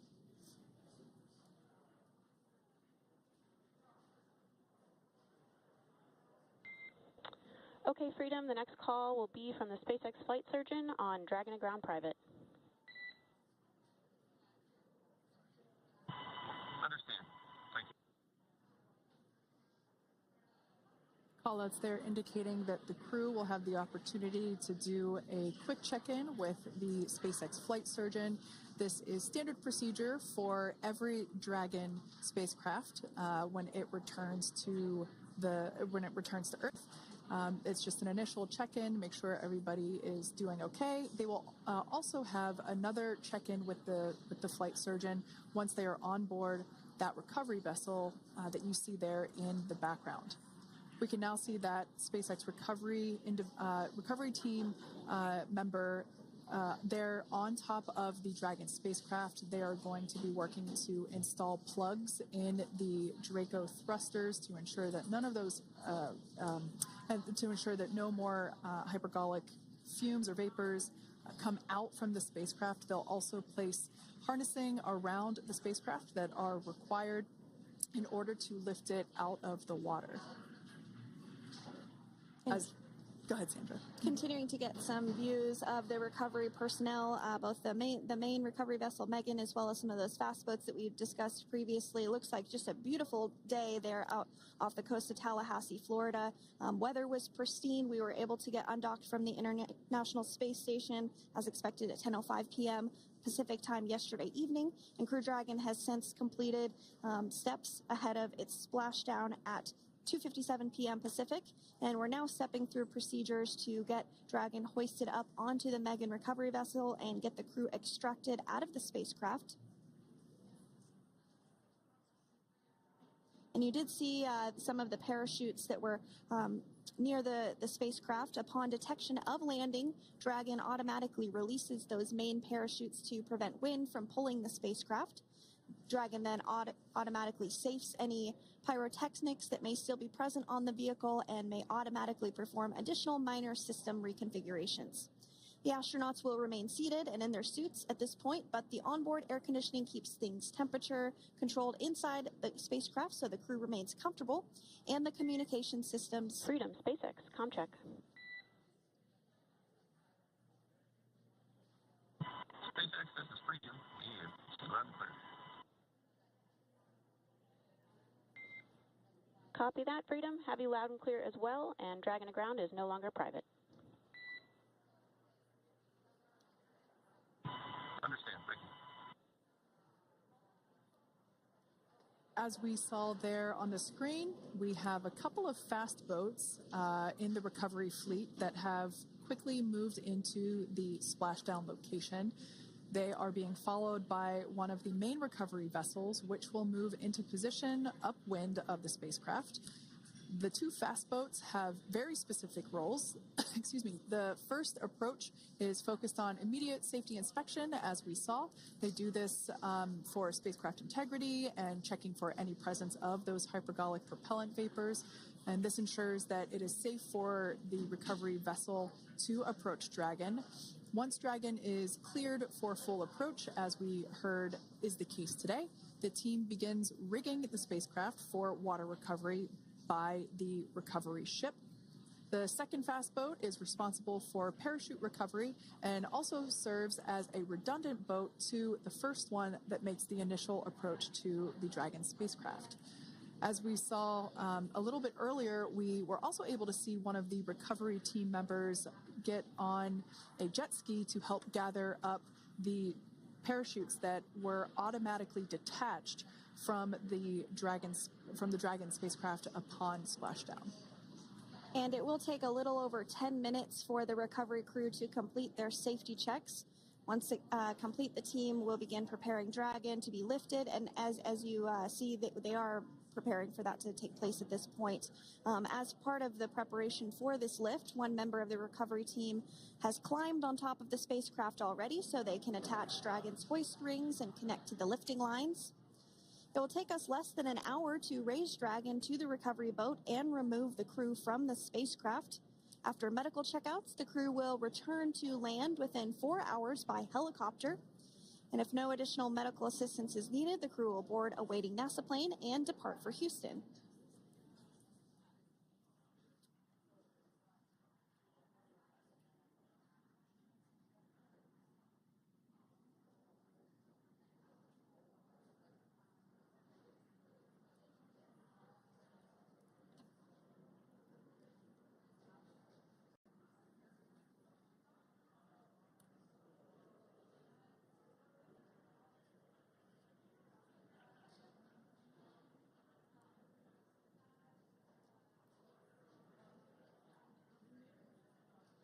And as we continue to await Dragon to be hoisted up onto the ship, we have a very special treat. NASA Public Affairs Officer Jaden Jennings, who is actually on the recovery vessel and had a bird's eye view of the splashdown today. Jaden, how are you? How was the view from the recovery vessel? Hi, Sandra. How do you hear me? I've got you loud and clear, Jaden. It's so great to hear you. Awesome. So splashdown, Sandra, was nothing short of spectacular. We are transitioning the forward link.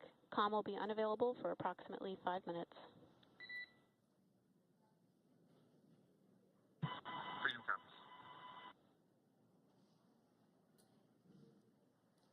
Thanks so much, Jaden. We did just have some communications letting us know that we'll have about a 5-minute period where we won't be able to hear from the crew. So please go ahead, tell us, how was the view from the recovery vessel?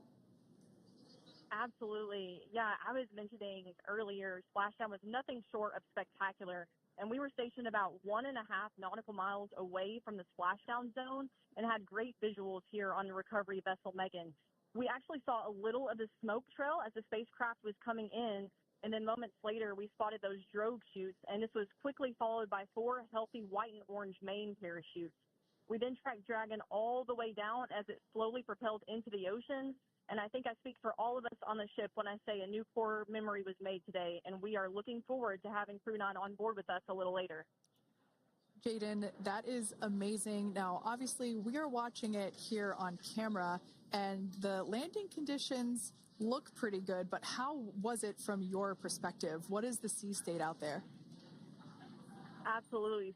Absolutely. So we've had optimal conditions for splashdown, and today it is sunny and 63 degrees outside right now with clear skies, light winds, and calm seas. The sea looks absolutely beautiful right now, and light blue with the sun reflecting from it. And Kay, I think the crew's going to like what they feel weather-wise on this picture-perfect day for splashdown off the coast of Tallahassee. Thanks so much, Jaden. It certainly looks like a beautiful day. Can you tell us a little bit about the journey of the recovery forces to get to this point? Sure. So one unique aspect of this recovery was the onboard training on station conducted for Butch and Sunny to ensure they were ready to return on a Dragon spacecraft. That training covered all aspects of their return, including nominal and contingency departures, deorbit burns, splashdown, and post-landing ops, which is what this team is preparing for now. As for the recovery teams themselves, we started the day taking a series of helicopters out to the vessel. And as standard, the recovery director and crew support teams were on that first helicopter out and took the time to get everything prepared on the ship. About 2 hours before splashdown, they deployed those fast boats and jet skis into the water. I was actually on the second helicopter out, and we were on the vessel about an hour and a half before splashdown and landed on top of the helicopter pad on the Megan. And the teams have been working diligently across their respective disciplines this week, executing what can only be described, in my point of view, as a logistical masterpiece, just ensuring every detail has been in place for Crew-9's return.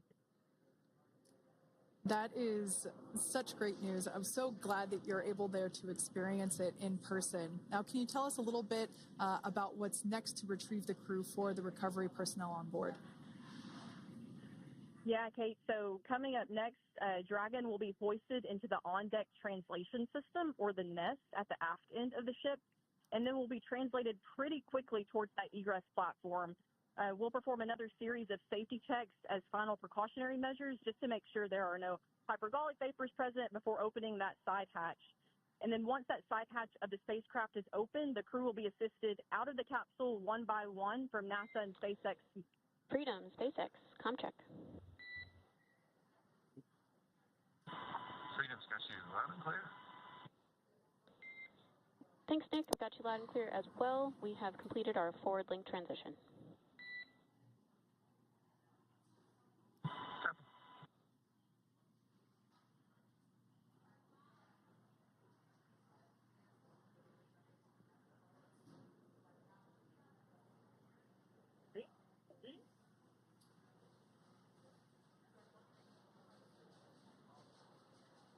And Jaden, if you did just want to go ahead and let us know what is next to retrieve the crew, we are continuing to get some great views on our screen, but I know you have an even better view yourself.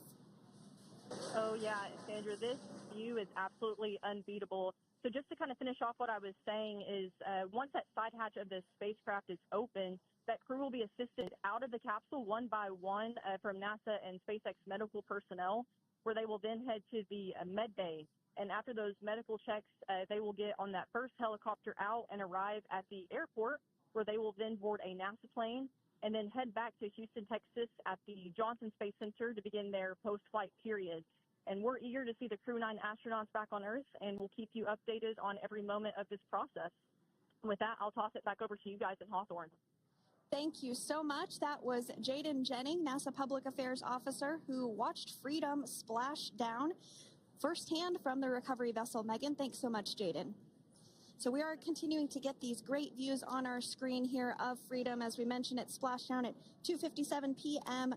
Pacific time off the coast of Tallahassee, Florida. The recovery personnel are continuing to step through procedures to hoist Dragon onto the recovery vessel Megan there, which is now coming into view. You can see just how close Megan is at this point, and that's that helicopter pad that Jaden was just discussing, where the crew will fly off of onto the coast of Florida, and then eventually they'll fly back to Houston. Just underneath that helicopter pad is that translation deck where we will see the nest once it is loaded up with the Dragon spacecraft on board. The nest will be translated to the forward end of the recovery vessel, and that is where our Crew-9 team members will egress from the Dragon spacecraft. Now, here on your screen, we can see dolphins, actually, who want to come and play with Dragon.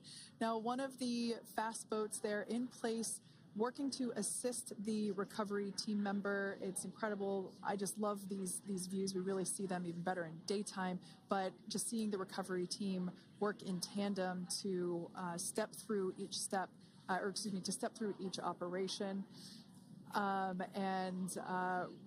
know, obviously they're getting quick assists from the honorary part of the recovery team, those dolphins in the water there. Now, the recovery team member that is crawling around the Dragon spacecraft. Earlier we saw a view where it was like a spider monkey pose. We can see that individual now standing in the bucket where the main parachutes were stored while Dragon was on orbit. Obviously, those main parachutes were utilized for splashdown today. They were deployed and cut from the Dragon capsule, and one of the other fast boats of the recovery team working to pull those out of the water. Now, the recovery team member that is there working on top of the Dragon capsule, earlier we saw that person performing safety checks. Now we can see some harnessing being placed around the capsule. This harnessing is what will be used to lift the Dragon capsule out of the water and onto the recovery vessel. Wow, we got a cute little pod of dolphins. It wasn't just one or two. I mean, that water just looks beautiful. We had ideal splashdown parameters today. Obviously, wave height, ne'er a concern. The weather is beautiful, as Jaden mentioned, in the 60s, sunny.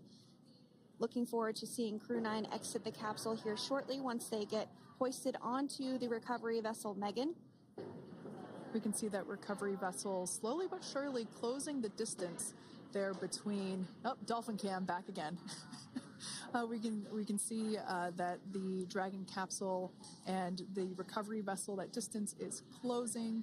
Again, this is just one more step as we continue to work recovery operations for Dragon Freedom, and we anticipate the lift of the Dragon capsule to occur here in just a few minutes.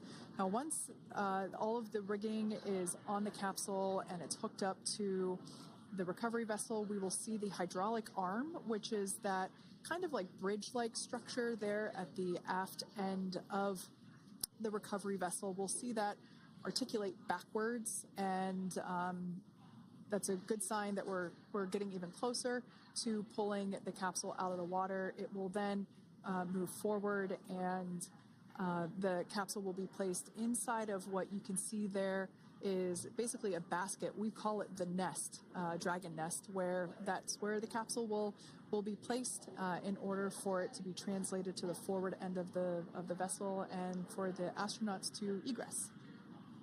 And before that does take place, we'll have potentially views of the rigger go ahead and jump off of the spacecraft there. That typically occurs when the spacecraft is a little bit closer to the recovery vessel, and we usually get a really good view of that particular operation from one of the onboard cameras from the recovery vessel. That is an operation that I have a lot of respect and admiration for, that individual that does that.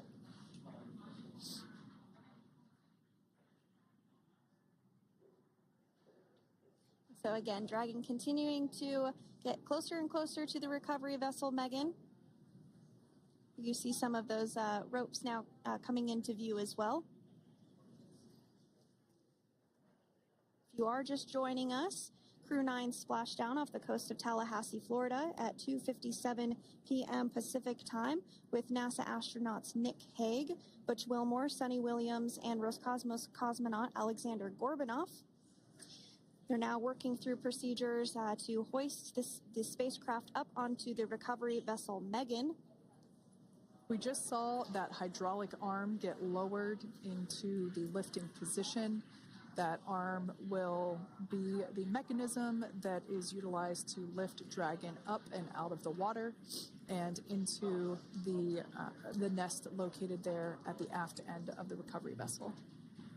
And the recovery vessel being used today is, as we mentioned multiple times, is named Megan, but that's actually after NASA astronaut Megan McArthur, who flew on Crew-2 a couple of years ago.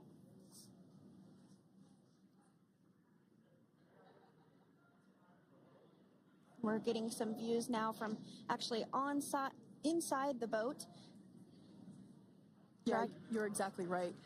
This view is straight down the recovery vessel.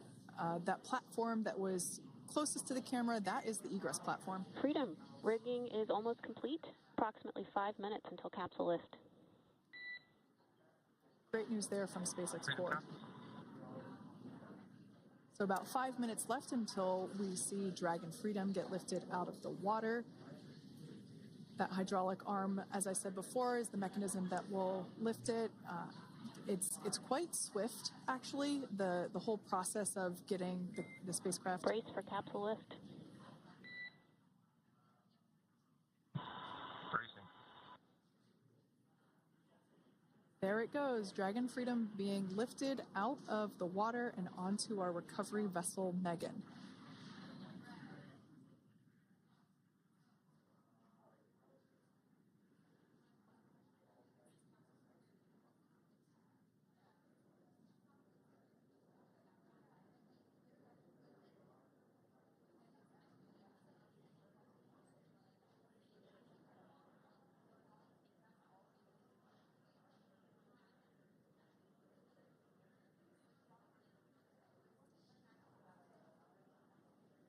So once securely on, Welcome aboard the recovery vessel.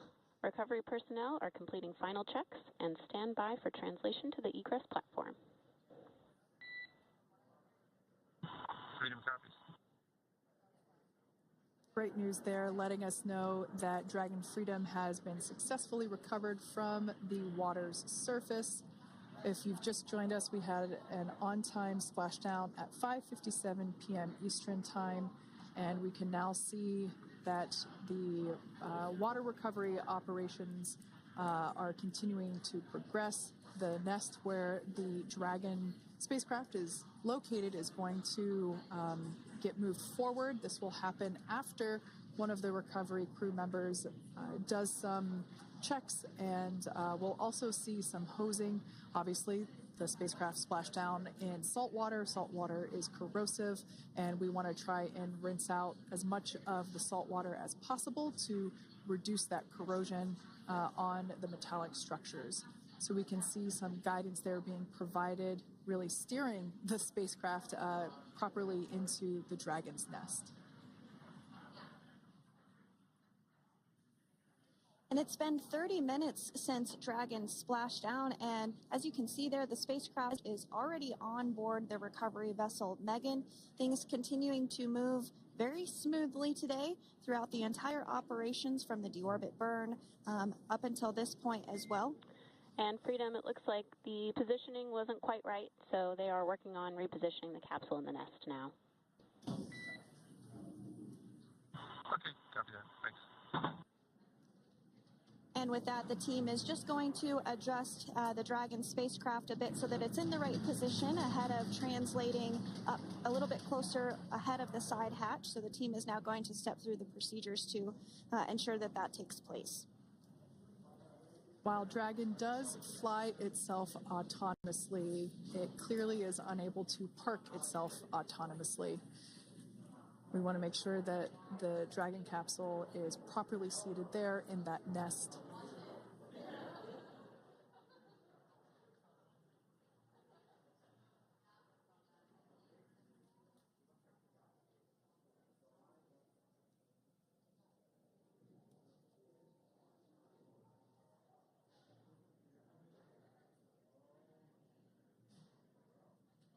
Once Dragon is fully seated in the nest, we'll probably see a bunch of that salt water come out from the bucket there located underneath the side hatch.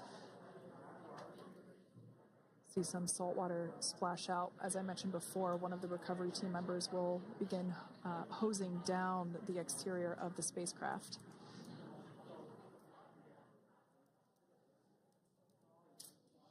So you are continuing to get some great live views on your screen of Crew-9, which includes NASA astronauts Nick Hague, Sunny Williams, Butch Wilmore, and Roscosmos cosmonaut Alexander Gorbanov, who splashed down off the coast of Tallahassee, Florida, 2:57 p.m. Pacific time this afternoon.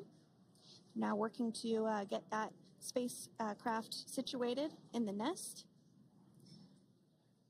Just making some final adjustments and tweaks to ensure that it's nice and secure.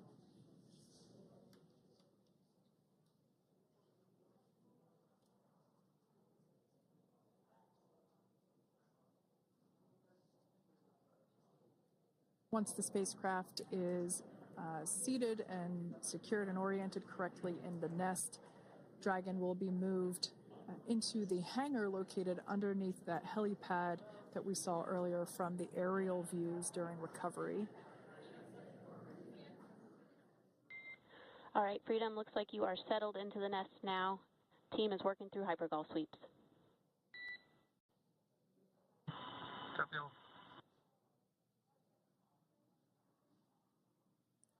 Call out there telling us that the recovery team is doing the second round of those hypergolic sweeps. This helps ensure that everyone, all the recovery team members that are located basically right where this camera is located on, towards the forward end of the recovery vessel, that they will all be safe once the spacecraft is translated forward. So we're just doing some additional steps to make sure that the hypergolic propellant that is utilized for maneuvering the Dragon capsule while on orbit, making sure that none of those vapors are still present on the exterior of the capsule. That's right, and there are a variety of individuals on board the boat that help with recovery operations. Not only do we have the recovery personnel that you see here, but we also have a doctor that will check out the crew members as standard procedure. As with any spacecraft that is returning from space, we always perform a medical check with the crew. So you will see the crew come out of the capsule and be placed on stretchers, just like with the Soyuz landing and with all of our Dragon splashdowns, that is the nominal procedure.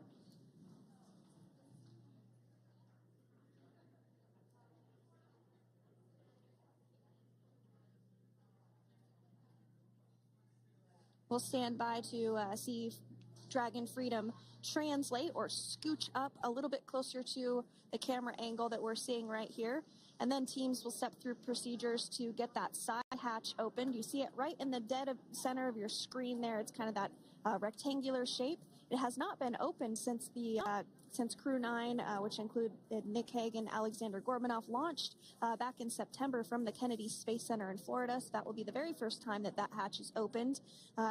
Once docked to the International Space Station, crew enter through the top hatch, which was where the nose cone is now closed. That's the hatch that they actually utilize to go ahead and get inside the International Space Station.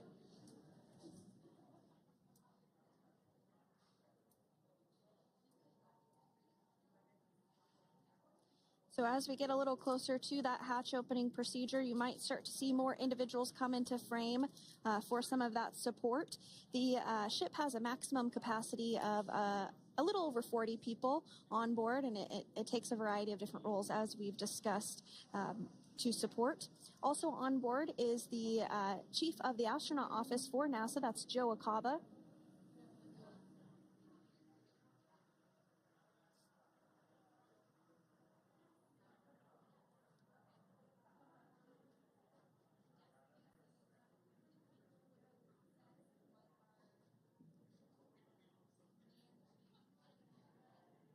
Now, while we are standing by for translation of the Dragon spacecraft to the platform there, the recovery platform that we see in the foreground, it is important to note that Nick, Sonny, Butch, and Alexander will be getting assistance from the recovery teams while exiting the spacecraft. This is the same process for any returning long-duration crew members.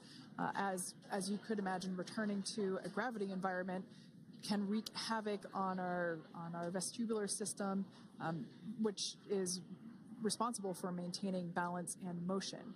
Of course, safety is our #1 priority with this operation, so we'll see the crew members helped out of the spacecraft one by one, and they will be assisted the few feet to the medical quarters aboard the boat. And on board Dragon are 3 veterans space flyers. That includes Nick Hague, the commander, as well as Butch Wilmore and Sonny Williams. Alexander Gorbanov is completing his very first space flight on this mission, and he completed 171 days in space along with Nick Hague.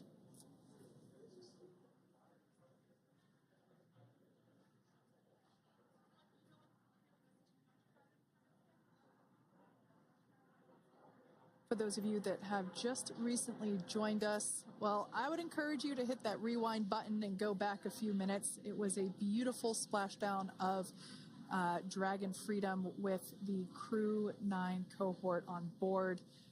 They had an on-time splashdown at 5:57 p.m. Eastern Time, 2:57 p.m. Pacific Time. We can see that the spacecraft... Freedom translation is in progress.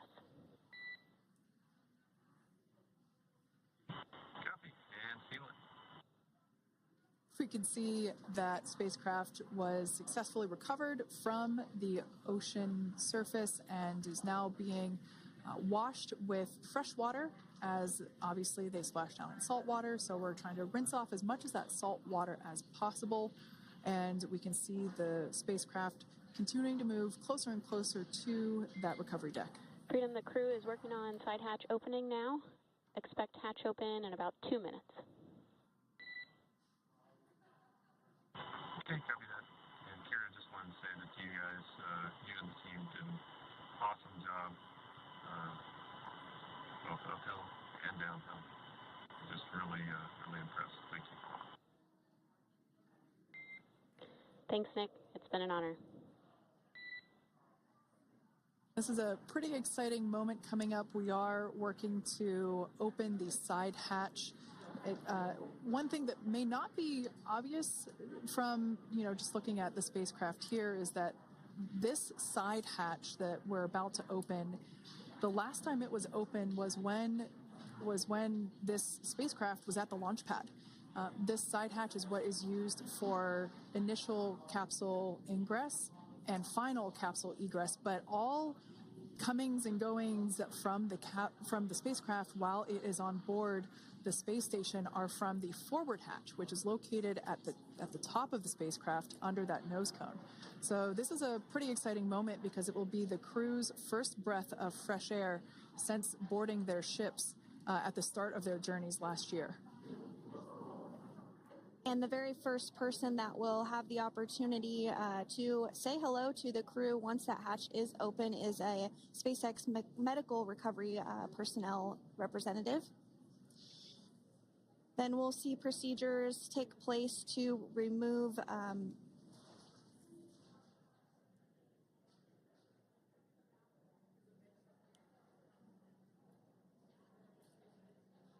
the footrests of Dragon.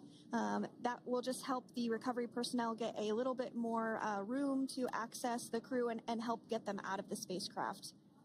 Yeah, you're absolutely right. Safety is, once again, top priority here, and removing those footrests from all 4 seats will be helpful as a recovery, as a SpaceX recovery team member will actually go into the capsule,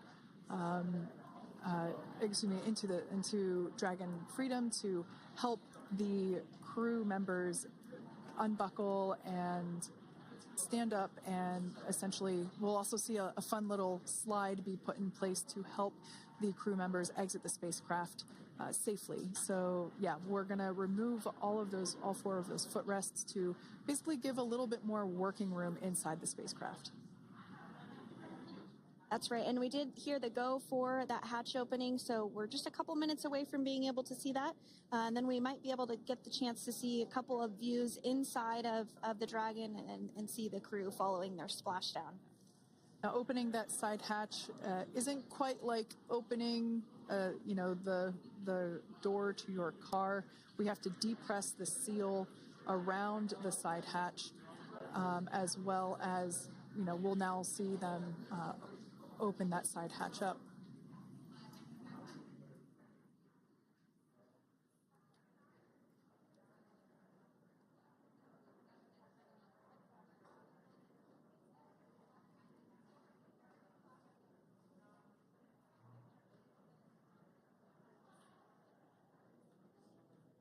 And there you have it. The side hatch is open for the first time since September.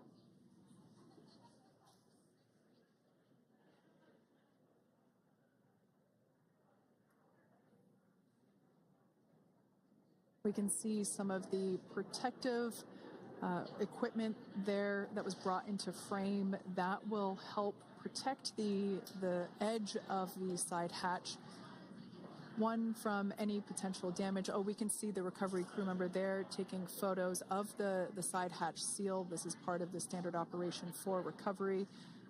These photos will get saved into our procedure.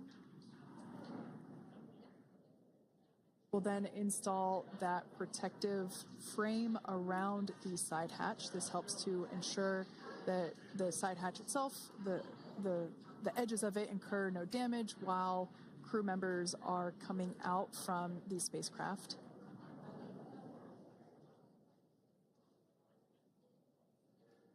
If you missed it, there was also a recovery team member that went inside. So there are now 5 people on board the Dragon spacecraft.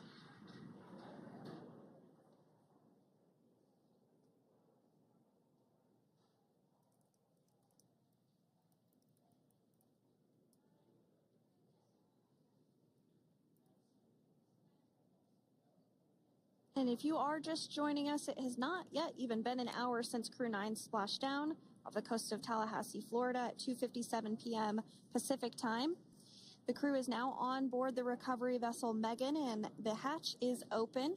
The next major milestone that we'll see is when the crew will actually egress or exit the spacecraft. But before that, they'll continue to, the recovery personnel rather, will continue to install that protective area around the hatch and then remove the footrests. So we're a couple minutes away from seeing the crew egress, but not too long away.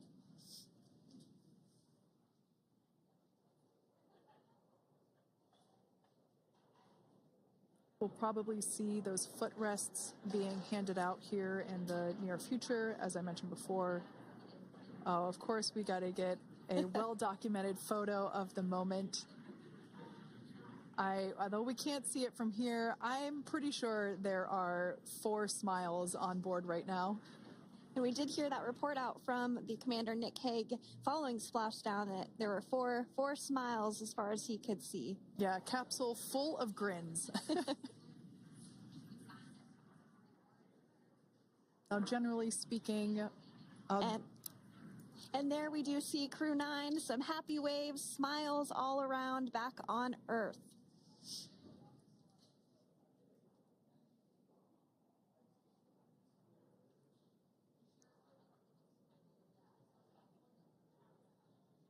Generally speaking, we have the individuals in the 2 center seats of the spacecraft exit first. You might hear us refer to this as the exit process as egress. It's just another term for exiting the spacecraft. Generally speaking, we most of the time have the 2 center seats egress first, as it makes moving around inside the capsule a little bit easier.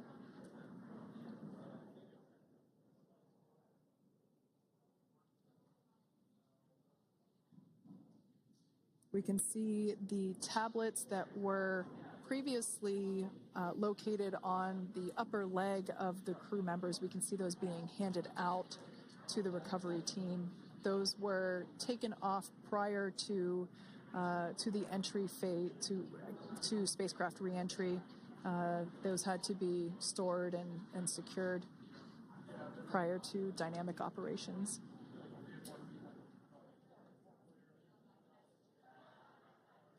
It looks like we are starting to see the footrests also be removed. I just saw one there on the screen. There are 4, of course, 1 for each crew member.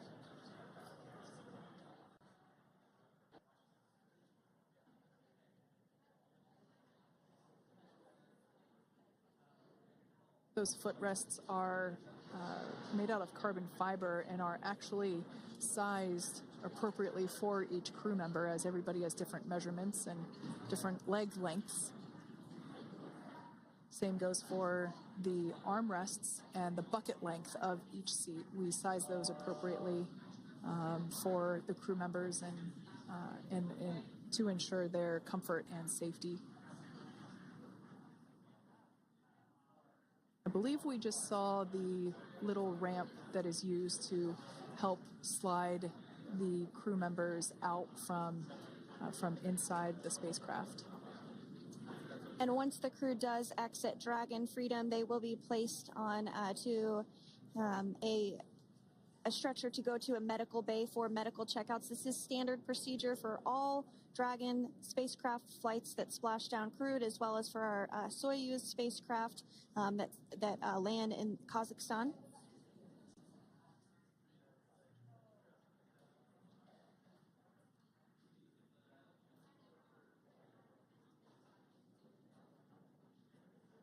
We can see the exterior of Dragon Freedom quite clearly in this shot, and it's such a beautiful sight. I personally prefer the capsule when it has some of that charring from atmospheric reentry. It is the signature sign of a capsule that has returned to Earth.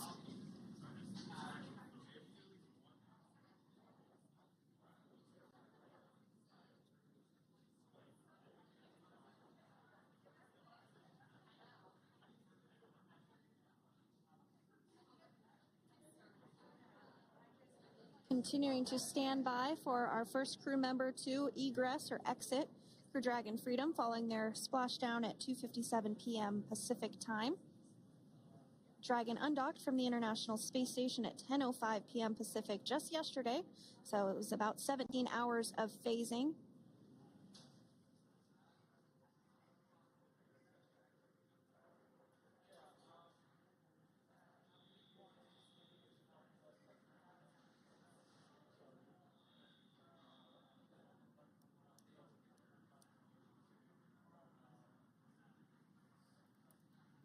And while on board the International Space Station, Crew-9 contributed to 900 hours of science, over 150 research experiments and investigations, making great use of the microgravity lab of the International Space Station, which celebrates 25 years of continuous human presence this November.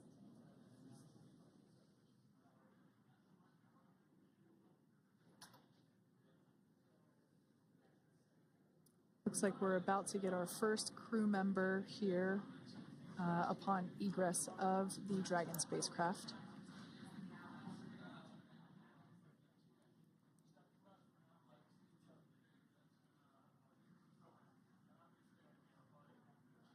So we are standing by for that egress. Outside of Dragon, you do see one of those stretchers. This is the expected procedure as the crew will be taken to medical facilities following their exit from Dragon.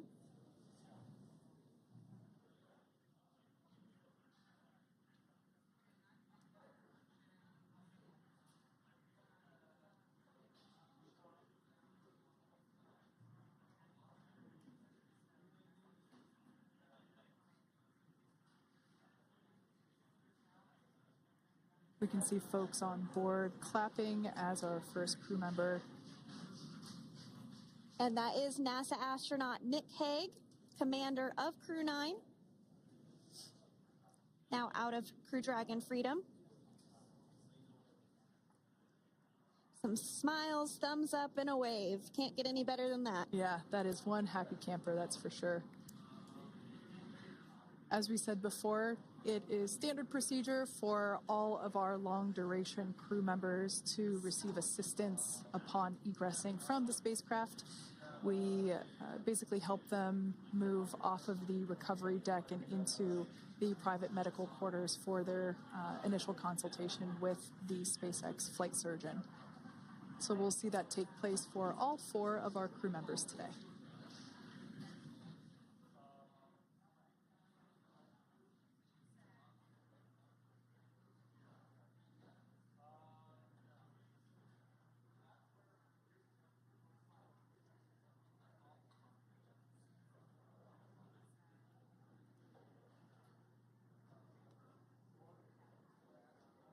And we are standing by for the next crew member to exit Freedom.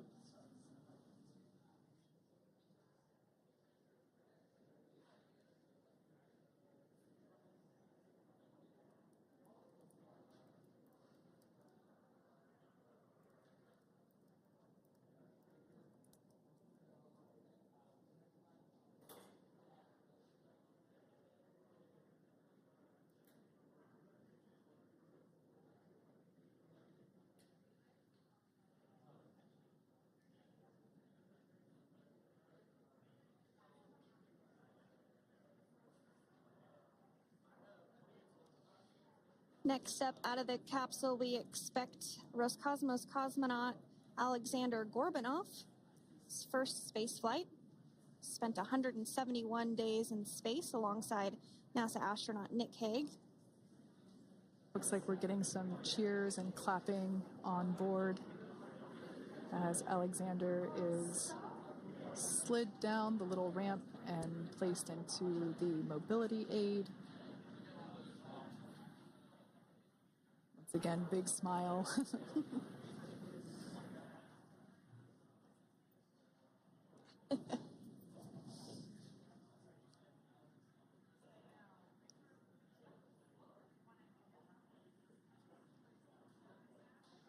Now, the 2 crew members remaining in Dragon are NASA astronauts Sunny Williams and Butch Wilmore. They completed 286 days in space. One of the remaining footrests being removed from the Dragon spacecraft.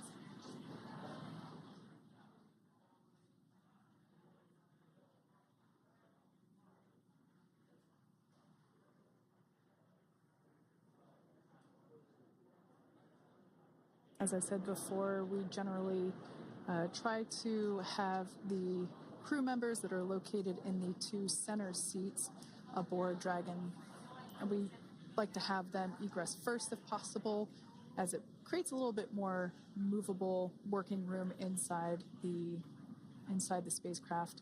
There is a recovery crew member inside that is helping all of our Crew-9 crew egress or exit from the spacecraft.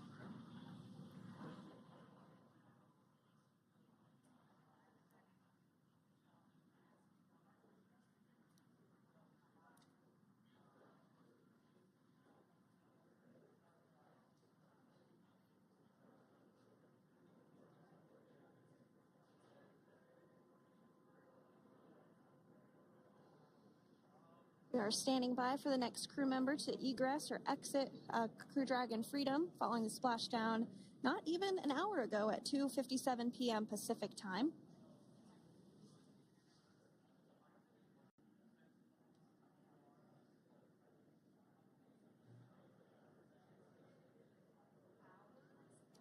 Really have the recovery operations down pretty quick at this point. Yeah, it's pretty incredible to think that, just 5 years ago when we were doing the initial demonstration missions of the Dragon for Crew Dragon, that now we're under about 30 minutes for, to retrieve the spacecraft from the water, and just several minutes here while it's been on board and to get everyone, really to get that side hatch open.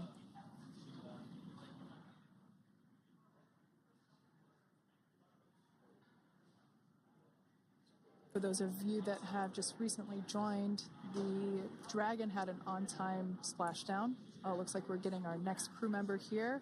That is none other than Sunny Williams. Big smile, big waves. She, like her other crew members, now will be assisted onto the mobility aid.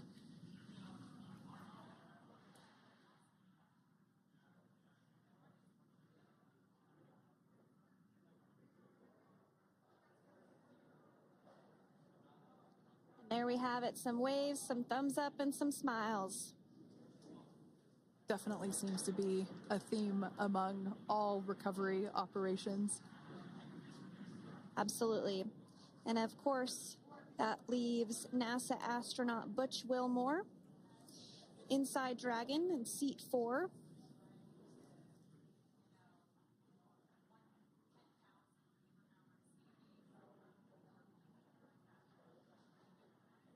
We're getting some views of him now as he egresses or exits the spacecraft.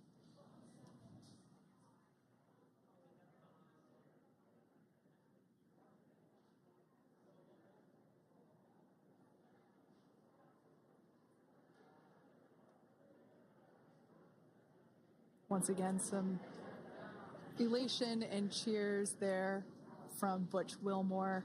As we mentioned before, returning to Earth coming from a microgravity environment can wreak havoc on the body. So it is customary and just standard procedure for all of our long-term space residents to get assistance once they are back on board the recovery vessel.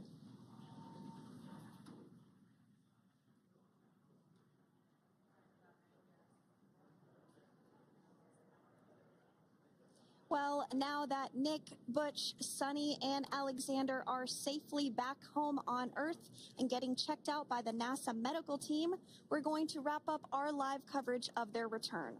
The Crew-9 mission began a little differently than usual since Butch Wilmore and Sunny Williams were already aboard the space station when Nick Hague and Alexander Gorbunov arrived on the Crew-9 spacecraft in September. Having arrived as the crew flight test crew for Starliner, Wilmore and Williams were fully incorporated into the space station's Expedition 72 team and began research and other work aboard the station along with the other crew members. Williams commanded the orbiting laboratory for much of the expedition.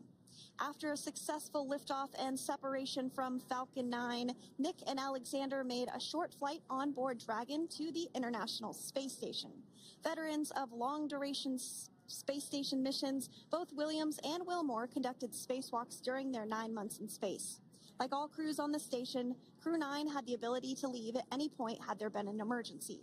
With their full-duration mission coming to an end, the crew began packing up their personal items for their return to Earth about a week ago and worked through tasks and shared lessons learned with Crew-10 teams as they arrived a few days ago. Their journey home began about 17 hours ago when they closed the forward hatch to Dragon and undocked from the space station at 10:05 p.m. Pacific, 1:05 a.m. Eastern. After 4 successful departure burns and a phasing burn to line up their orbit, Nick, Butch, Sonny, and Alexander rested for a few hours before waking up to prepare for re-entry this morning. We jettisoned Dragon's trunk and performed our final on-orbit maneuver, the approximately 7.5-minute-long deorbit burn, and that occurred at 2:11 p.m. Pacific, 5:11 p.m. Eastern Time. And that sent Dragon on its path home. The spacecraft re-entered the Earth's atmosphere and slowed its descent with successful deployments of 2 drogue parachutes and 4 main parachutes, with the final splashdown occurring off the coast of Tallahassee, Florida at 2:57 p.m. Pacific, 5:57 p.m. Eastern. Following that successful splashdown, we saw SpaceX recovery experts move in and prepare Dragon Freedom for its lift onto the recovery vessel. And just a little less than an hour following splashdown, we saw Nick, Sonny, Butch, and Alexander make their way out of Dragon and into the recovery ship's medical facilities, safe and sound. Next up, they'll catch a helicopter flight back to shore, where they'll transfer to aircraft that will take them home. The astronauts will take a NASA plane for the short flight back to Houston, where they'll be reunited with family and friends to bring an end to this mission. It's been an honor and a privilege to share their journey with all of you as we continue this new era in human spaceflight. Return today marks the end of the direct handover we executed after successfully launching the Crew-10 mission to the space station just last week on Friday, March 14th. Thank you, as always, for joining us for tonight's coverage of the splashdown of Crew-9. Remember to follow SpaceX on X and NASA online and on social media for updates for the very latest on crew and cargo flights to and from the International Space Station. And we'll continue to share the progress of Nick, Sonny, Butch, and Alexander on social media as they travel back home. We do also have a post-splashdown media briefing coming up at approximately 4:30 p.m. Pacific, 7:30 p.m. Eastern, where leadership will share a final update as we conclude this successful mission. So, from all of us at NASA and SpaceX, welcome home, Crew-9. So long.